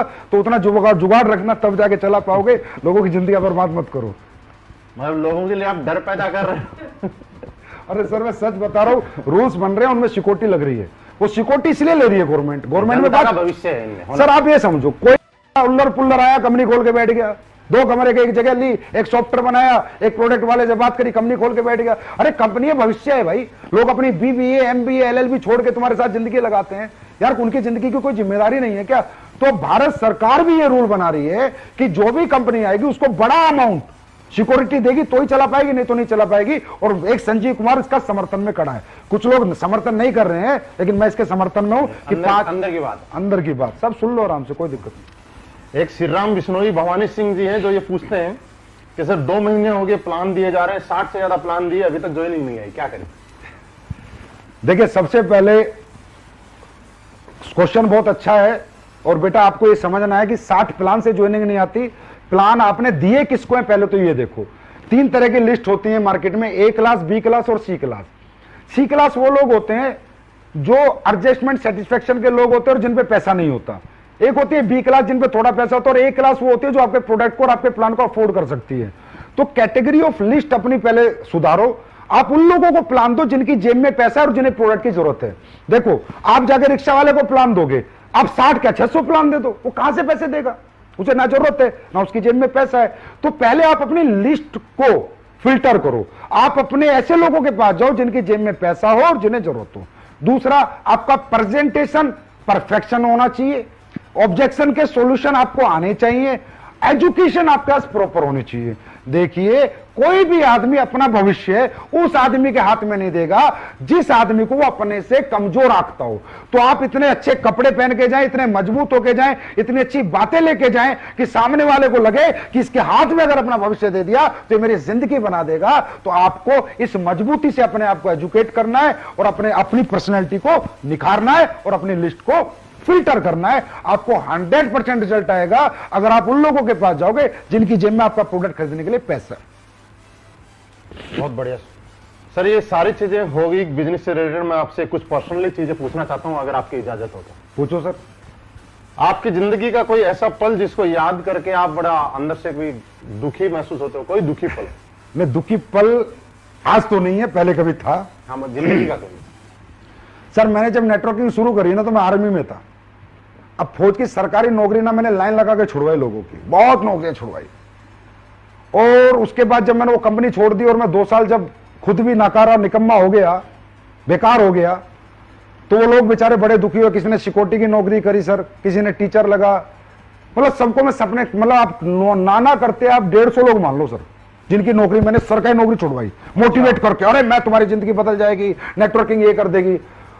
और जब वो लोग कामयाब नहीं हुए ना सर, तो उनको फेस करना, उनसे बात करना मेरे बस की नहीं था। और मैं अपने आप को बड़ा दुखी महसूस करता था कि साला तूने तो पैसा कमा लिया, इनकी जिंदगी बर्बाद क्यों करी। तो मेरे जीवन में सबसे दुखी पल वही था सर। अब तो नहीं है क्योंकि वो सब लोग कामयाब हैं। इसी के अपोजिट एक सबसे खुशी का पल क्या है? कोई ऐसी चीज जो आपका शौक हो, जिस काम को करने में आपको बड़ा अच्छा लगता हो? मेरा सबसे सुखी पल यही है कि जितने लोगों को मैंने जीवन लगाया वो कामयाब हो गए। और सबसे अच्छा सुख मुझे मिलता है तो जो लोग मेरे को डीपली जानते हैं वो बता सकते हैं, लोगों की सेवा करने में मिलता है, लोगों को प्यार बांटने में मिलता है, किसी दुखी की मदद करने में मिलता है, किसी गरीब की मदद करने में मिलता है। शायद ऐसा कोई व्यक्ति ना हो जिसका मैसेज मेरे फोन पे और उसकी मैंने मदद ना करी हो आज तक। मतलब मुझे जनता की भलाई में मतलब जो मजा आता है वो किसी में भी नहीं आता। बेस्ट है मेरे लिए। मतलब I am 100% satisfied person in my life with my ethics and with my values and with my principles. कि मैं जैसे काम करता हूँ, जैसे जिंदगी जीता हूँ, मैं बेहतरीन जिंदगी जीता हूँ। वो हेलीकॉप्टर, याट और पानी के जहाज वो मुझे कुछ नहीं बनाने, मुझे लोगों की जिंदगियां बनानी है। मैं बनाता रहूंगा, मैं लड़ता रहूंगा, मैं चलता रहूंगा, कुछ भी हो जाए। जिसने दिल से काम किया उसको कभी यहां से निराशा हाथ नहीं लगेगी और मैं लोगों की सेवा करता रहूंगा। यही कारण है कि आज एसलीपीएस वेलनेस देश के साथ, लोगों के साथ जहां भी जरूरत हो वहां अपना जितना हो सके उससे भी ज्यादा करने की कोशिश कर रही है। अब देखो देश तो सर्वोपरि है बड़े भाई। अगर देश नहीं रहेगा तो कौन सी एसलीपीएस, कौन सी दिल्ली, कौन सी मुंबई। देश सर्वोपरि है। मैं तो कहता हूं हर आदमी को देश सेवा में बढ़ चढ़ के हाथ लेना, बढ़ चढ़कर सहयोग करना चाहिए। अरे देश है तो हम पैसा कहां से कमा रहे हैं भाई? हिंदुस्तान के लोगों से, पाकिस्तान के लोगों से? सही, हिंदुस्तान। फिर हम रहे किसकी जमीन पर? हिंदुस्तान की। तो देश के लिए नहीं खड़ा होना चाहिए क्या? अरे देश तो ये कोई दिखावा नहीं है कि संजीव कुमार ने पीएम केयर फंड में दिया तो अपने आप को प्रमोट करने के लिए दिया, या संजीव कुमार ने किसी को मास्क बांटे तो प्रमोट करने के लिए दिए। अरे यार देश है तो संजीव कुमार है ना, देश नहीं तो संजीव कुमार थोड़ी है। और इसलिए तो मैं कहता हूं चला हमारे देश के लोग ऐसे गलत लोगों का साथ देते हैं, इतने गंदे लोगों का जो लोगों को लूट रहे हैं, लोगों को बेवकूफ बना रहे हैं। अरे हिंदुस्तान के लोग इन्हें क्यों लूट रहे हो? ऐसे निकम्मे लोगों से सबसे मैं कहूंगा कि जो भी लोग देश के साथ गद्दारी करते हैं, और गद्दारी में क्या है, गलत चीजें बेचना, मिलावटी चीजें बेचना, गलत वादे करना, गलत धोखा देना, मोटिवेट करके आडंबर में फंसा के रखना, तो पाकिस्तान वालों को फंसाओ ना। तो भाई देश तो सर्वोपरि है महिपाल जी, और मेरे लिए था, है और जीवन भर रहेगा। आज सर हिंदुस्तान में बहुत सारे लोग आपसे इंप्रेस हैं, आपसे प्रभावित हैं, आपकी गाइडलाइन के तहत चल के और बहुत अच्छी कामयाबी ले रहे हैं। लेकिन ये जानना चाहते हैं कि आज इस लेवल पे आने के बाद, और खुद ही इस लेवल पे नहीं अपने साथ में इतने लोगों को इस लेवल पे लाने के बाद, आपकी जिंदगी का कोई सैक्रिफाइस रहा होगा? कुछ छोड़ दो, टाइम भी हो गया। मतलब ये खास सवाल है लोगों के लिए, क्योंकि लोग, हर आदमी के सपने हैं, आगे बढ़ना चाहते हैं। देखिए वो जानना चाहते हैं कि कोई ऐसा सैक्रिफाइस जिसकी वजह से आज आप यहाँ पे अपने आप को मानते हैं। देखिए महिपाल जी, सैक्रिफाइस करे बिना आप सक्सेस नहीं हो सकते। बिल्कुल, सैक्रिफाइस बहुत इंपॉर्टेंट पार्ट होता है लाइफ का। मेरी लाइफ का सबसे बड़ा सैक्रिफाइस सर मेरा नहीं है, मेरे बीवी और बच्चों का है। मैं रियल बताऊं तो मेरा कोई सैक्रिफाइस नहीं है, सैक्रिफाइस उनका है। क्योंकि जब मैं स्लीपियस वेलनेस को 9 नवंबर 2014 को बना रहा था तो मैं जयपुर रहता हूं। बेसिकली मेरा घर परिवार सब जयपुर रहता है। ओके। तो जयपुर में हमारे घर में ही मीटिंग चल रही थी, तो मैं मेरी वाइफ से बोला कि यार ऐसे ऐसे कंपनी बनानी है, लोगों का अपना भविष्य और लोगों का भविष्य, अपना भी भविष्य था, अपना भी लालच था, और लोगों का भविष्य के लिए एक अच्छी कंपनी बनानी है और उसको दुनिया की नंबर 1 कंपनी बनानी है, चलाना, मेहनत करनी है। तो मेरी वाइफ ने कहा ठीक है आप एग्जीक्यूट करो, खोल लो। तो मैंने मेरी वाइफ से कहा कि यार देख जयपुर में नहीं बात बनेगी, मैं कंपनी दिल्ली खोलूंगा। तो वो एकदम शॉक्ड हो गई, बोली आप दिल्ली क्यों खोलोगे? मैंने कहा यार अगर मैंने जयपुर में कंपनी खोली तो कहीं ना कहीं एक जिम्मेदार पति के नाते तेरे सारे काम करने पड़ेंगे, और जिम्मेदार पिता के नाते बच्चों की मीटिंग वीटिंग ये वो फलाना ढिमका जाना पड़ेगा। और ये कंपनी नहीं है, लोगों की लाइफ लाइन होती है। एमएलएम कंपनी नहीं होती, लोगों की जिंदगी होती है। क्योंकि लोग बहुत बड़े सपने लेके सर यहाँ आते हैं, बहुत बड़ा भविष्य यहाँ देखते हैं। कंपनी की छोटी सी गलती पे उनका भविष्य खत्म हो सकता है। तो मैंने कहा मेरी वाइफ से, उसका नाम पूनम है, मैं पूनम या तो मैं ये काम शुरू नहीं करूंगा, और करूंगा ना तो पूरा पागलपन से करूंगा, पूरा डेडिकेशन से करूंगा। मैं लोगों की जिंदगी से खिलवाड़ नहीं कर सकता। 2 साल चलाई बंद कर दी, 3 साल चलाई बंद कर दी, और अपने ऊपर एक धब्बा लेके अपना जीवन नहीं जी सकता। मैं पूरी मेहनत करूंगा, बाकी भगवान जाने जो होगा। तो मेरी वाइफ ने कहा ओके, पहले तुम कहते थे जब तुमने नेटवर्किंग शुरू करी डार्लिंग 3 साल की बात है, फिर पैसिव इनकम। अब 7 साल हो गए थे, फिर बोलते डार्लिंग 3 साल की बात है, पैसिव इनकम। अब उस टाइम पे हो गए थे महिपाल जी 2014 में मुझे 7 साल, सारा टाइम मिला के बोला अब पैसिव इनकम, अब तो साथ रहो, 7 साल से तो आप मेरे साथ नहीं हो। मैंने कहा बस 5-6 साल और दे दें फिर पैसिव इनकम, एक डेट और दे दी। तो उसके बाद से हमने कंपनी दिल्ली खोली, क्योंकि दिल्ली में ट्रांसपोर्टेशन अच्छा था, लोगों का रीच ऑफिस के लिए अच्छा था, सुविधाएं अच्छी थी। और उसके बाद ना मुझे दिन रात काम करने का मौका मिल गया। और मुझे ही नहीं, मेरे साथी जो डायरेक्टर है अमित जी और मामचंद जी, इनके 20 बच्चे भी छुड़वा दिए। मगर बेटा तुम भी अपने 20 बच्चे दूर रखो, 3 साल तक तो कोई 20 बच्चे लाएगा ही नहीं कम से कम। हर आदमी रात के 2-2 बजे तक काम करेगा, 4-4 बजे तक काम करेगा, दिन रात काम करेगा। बीवी को बोला अब जिम्मेदारी तुम संभालो, हम कंपनी संभालते हैं। तो थैंक्स टू ऐसा परिवार, ऐसे बीवी बच्चे भाई, जिसकी वजह से आज मैं दिल्ली में रहता हूं सर। महीने में 1 दिन अपने घर जाता हूं, पिछले 6 साल से ये हालत है, कभी कभी 3 महीने में जाता हूं। तो मैं तो थैंक यू करूंगा मेरी फैमिली को। आप बहुत सारे लोगों ने अपना जिंदगी, अपना कैरियर एसलीपीएस वेलनेस के साथ लगा रखा है। एसलीपीएस वेलनेस के फाइटर के लिए कोई मैसेज देना चाहेंगे? हाँ, एसलीपीएस के फाइटर्स आपके लिए मेरा सबसे अच्छा मैसेज ये है कि हम अच्छे प्रोडक्ट अभी कुछ लॉन्च करने वाले हैं आप सबके लिए। आप लोग दिल से, निष्ठा से, ईमानदारी से काम करें, अपने मन में नेगेटिव क्वेश्चन ना आने दें। इसलिए आज मैं आपके सामने बैठा हूं रूबरू, भाई नेगेटिव क्वेश्चन ना आने दें। अगर कोई भी नेगेटिव हो ना, कभी भी मुझसे पूछे, महिपाल सर से पूछे, किसी से भी पूछे, खुद को नेगेटिव ना होने दें। क्योंकि नेगेटिव आदमी पॉजिटिव जिंदगी नहीं जी सकता। शारीरिक दुख दे खुद को, शारीरिक खूब मेहनत करें, मानसिक सुख तभी मिलेगा। आप लोगों के पास जाते, लोग आपके पास नहीं आते। एक बंदे का एक सवाल आया था कि सर लोग नहीं आते, मैं भी पढ़ रहा था, हम लोगों को समझाते भाई नहीं आएंगे। जिन लोगों को सालों को लिपस्टिक लगा के पूरे दिन कुर्सी पे बैठने का शौक है ना, एसी की हवा में, वो लोग नहीं आएंगे। जो परिप्रयत्न कर सकता है, तड़प सकता है, धूप में तप सकता है ना, वो नेटवर्किंग करता है। एक बात बता देता हूं, नेटवर्किंग खेल नहीं बच्चों का, तेल निकल जाता है अच्छों का। तो हर आदमी नेटवर्किंग नहीं करता। अब सोचो तुम्हारे यहां पर हमारे ऑफिस में चेक बनाते हैं लड़के लड़की तुम्हारे 2-2 लाख के, 1.5 लाख के, 25 लाख के, उनकी तनख्वाह 15,000 है। 94 लाख तक के भी सर। 94 लाख तक की उनकी तनख्वाह 15,000 है। क्यों? क्योंकि सुबह आते हैं लिपस्टिक लगा के 10 बजे, फिर आके यहाँ चेयर पे बैठते हैं, कंप्यूटर के सामने टक टक टक टक, एसी चल रहा है, चले जाते हैं। जो शरीर को कष्ट नहीं देना चाहते, अपने बच्चों के सपने, अपने परिवार के लिए खुद को तड़पाना नहीं चाहते, वो नेटवर्किंग नहीं करते। जो मतलबी सेल्फिश लोग होते हैं, सिर्फ अपना आराम, अपना सुख देखते हैं, वो नेटवर्किंग नहीं करते। और जो अपनों का सुख देखते हैं दोस्तों, वो नेटवर्किंग करते हैं, शरीर को कष्ट देते हैं। तो नेटवर्किंग वही लोग करेंगे जिनको शरीर को कष्ट दे सकते हैं। तो मेरा एक मैसेज है, शारीरिक दुख दो खुद को अगले 4-5 साल, जीवन भर सुखी रहो। दूसरा, नेगेटिव खुद को होने मत दो। अपलाइन जो बोले वो करो, ब्लाइंड बिलीव करो अपने अपलाइन पर। और हिंदुस्तान में नहीं, मैं पूरे विश्व की गारंटी लेता हूं, बेस्ट टॉप लीडरशिप एसलीपीएस के पास है। और उसके बाद आपके लिए हम एक प्रोडक्ट ये बना दिया, वायरल डोक, एक अच्छा प्रोडक्ट बनाया आपके लिए, जो अभी कोरोना काल चल रहा है उसमें काफी इफेक्टिव है, काफी फायदा, हाँ काफी फायदा देगा लोगों को। वायरल डोग है, वायरल डोक बहुत फायदा देगा लोगों को। भगवान ने चाहा तो जो इसे पिएगा उसको वो वायरस हो ही ना, ऐसा हो सकता है, बाकी ऊपर वाला चाहेगा। बहुत मेहनत करी है, तभी 3 महीने में निकाल पाया हूं। इस पे R&D बहुत हुई है, बहुत मेहनत हुई है। और अच्छे नए प्रोडक्ट हम आपके लिए लेके आ रहे हैं। हैंड सैनिटाइजर हम लेके आ रहे हैं। मार्केट, अब लोग कहते हैं ना सस्ता, जब मुझे लगता है कि देश का कोई ऐसा प्रोडक्ट जिसपे मुझे प्लान व्लान में पैसा भी नहीं बांटना, जिसमें मुझे सिर्फ लोगों की जरूरत पूरी करनी है। सैनिटाइजर बताता हूं, 500 ml का सैनिटाइजर ला रहा हूं 240 रुपए में, 240 रुपए में। अरे बात सस्ते महंगे की नहीं होती, बात इथिक्स की होती है, प्रिंसिपल की होती है। अगर मैं कुछ ला सकता हूं तो लाऊंगा। साबुन ला रहा हूं आपके लिए, ऐसी साबुन, एक बार नहाओगे ना बेटा तो दोबारा दूसरी साबुन यूज नहीं करोगे, नहीं करोगे, नहीं करोगे। ये मैं बोल रहा हूं, जब आ जाएगी तब मैं दिखा दूंगा। वो एक पेस्ट और तुलसी वाला हाल होगा। उसके बाद इम्यूनिटी ड्रॉप ला रहा हूं, चलते फिरते कहीं भी इम्यूनिटी ड्रॉप ले लो, आपकी इम्यून सिस्टम को बहुत इनहेंस करेगी। च्यवनप्राश ला रहे हैं कंपनी का, हर्बल मेहंदी ला रहे हैं। तो ऐसे बहुत से प्रोडक्ट है महिपाल जी जो हम अगले 1 महीने में लॉन्च कर देंगे। सुपर प्रोडक्ट लेके आ रहे हैं। और दूसरा, हम लोग अभी 15 जुलाई से और 15 अगस्त तक एक मुहिम चला रहे हैं कि जितनी भी 27 एसपी की आईडी, चाहे कंपनी से ग्रीन हो चाहे अपना फ्रेंचाइजी से ग्रीन हो, सबको 2 सर्जिकल 3 प्लाई मास्क हम फ्री देंगे।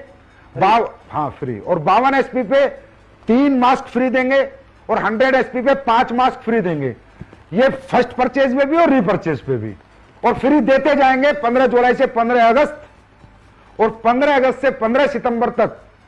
Hand sanitiser 27 SP 25 ml free lifetime, मतलब जब तक ये चलता रहेगा कोरोना काल, मतलब तब तक चलती रहेंगी चीजें। 52 एसपी 50 ml और 100 एसपी को 100 ml हैंड सैनिटाइजर 15 अगस्त से 15 सितंबर तक फ्री देंगे। फिर 15 सितंबर से 15 अक्टूबर तक मास्क फ्री देंगे। फिर 15 अक्टूबर से 15 नवंबर तक सैनिटाइजर फ्री देंगे। फिर 15 नवंबर से 15 दिसंबर मास्क फ्री देंगे। फिर 15 दिसंबर 15 जनवरी तक सैनिटाइजर फ्री देंगे। वो इसलिए क्योंकि जरूरत है लोगों को। सर एक लास्ट सवाल रह गया मेरा, और बहुत खूबसूरत सवाल है। आलोक शर्मा जी उन्होंने पूछा है, आज युवा ही देश का भविष्य है, आने वाले टाइम में देश कहां जाएगा ये आज के युवाओं पे निर्भर करता है, उनकी सोच क्या है और उनकी सोच के साथ, क्योंकि बनाने वाले वही है। आलोक शर्मा जी ने ये पूछा है सर कि क्या कोई स्टूडेंट डायरेक्ट सेलिंग में अपना करियर लगा सकता है और वो अपना फ्यूचर शेप समझ सकता है? मैं ये कहता हूं कि स्टूडेंट को ही लगाना चाहिए, स्टूडेंट को ही जरूरत है। क्योंकि आज का जो एजुकेशन सिस्टम है वो आपको पता है किस तरीके से है, कैसे चल रहा है। स्टूडेंट का भविष्य पूरी जिंदगी उसके सामने पड़ी है। अरे आज 40 साल का आदमी कैरियर लगा रहा है ना, वो कैरियर नहीं है, वो तो बेचारा ठीक है, जो 20 साल बच रहे थोड़ा ठीक ठाक जिंदगी जीने के लिए आ रहा है। एक स्टूडेंट को कैरियर लगाना चाहिए। स्टूडेंट की एनर्जी, स्टूडेंट का टैलेंट, स्टूडेंट की क्रिएटिविटी, स्टूडेंट की मेंटलिटी, स्टूडेंट का पैशन, स्टूडेंट के पावर, स्टूडेंट के पास जो कुछ है, जो हमारे युवाओं के पास है, वो बूढ़ों के पास थोड़ी होगा। युवा तो देश का आने वाला भविष्य है। और मैं कहूंगा हर एक युवा से एक बार अपने आप को डायरेक्ट सेलिंग का मौका दो। मैं नहीं कहता बार बार, एक बार मौका दो, एक बार 6 महीने टिको। आपको जो हमारी इंडस्ट्री देगी ना दोस्तों, कहीं से नहीं मिलेगा। हम पर्सनैलिटी डेवलपमेंट देंगे, स्किल डेवलपमेंट देंगे, सेलिंग डेवलपमेंट देंगे, मेंटल डेवलपमेंट देंगे। हम आपको ऐसा बना सकती है इंडस्ट्री जैसा आप बड़े से लंदन से पढ़ के आओ ना, ऑक्सफोर्ड से, तो नहीं बन सकते। आप किसी अच्छी डायरेक्ट सेलिंग कंपनी में अगर डायरेक्ट सेलिंग की पढ़ाई कर लो ना, तो इतना इनहेंस कर जाओगे अपने आप को कि आप देश के प्रधानमंत्री तक बनने का जज्बा आपके अंदर आ जाएगा। ये हमारी एजुकेशन है, ये हमारा परिवार है, ये हमारा एटमोस्फेयर है। तो हर स्टूडेंट को मैं कहूंगा, भाई हमेशा पहले करके देखो तो सही यार, एक मौका दो, अगर जमती है तो रुकना, नहीं तो फिर निकल जाना।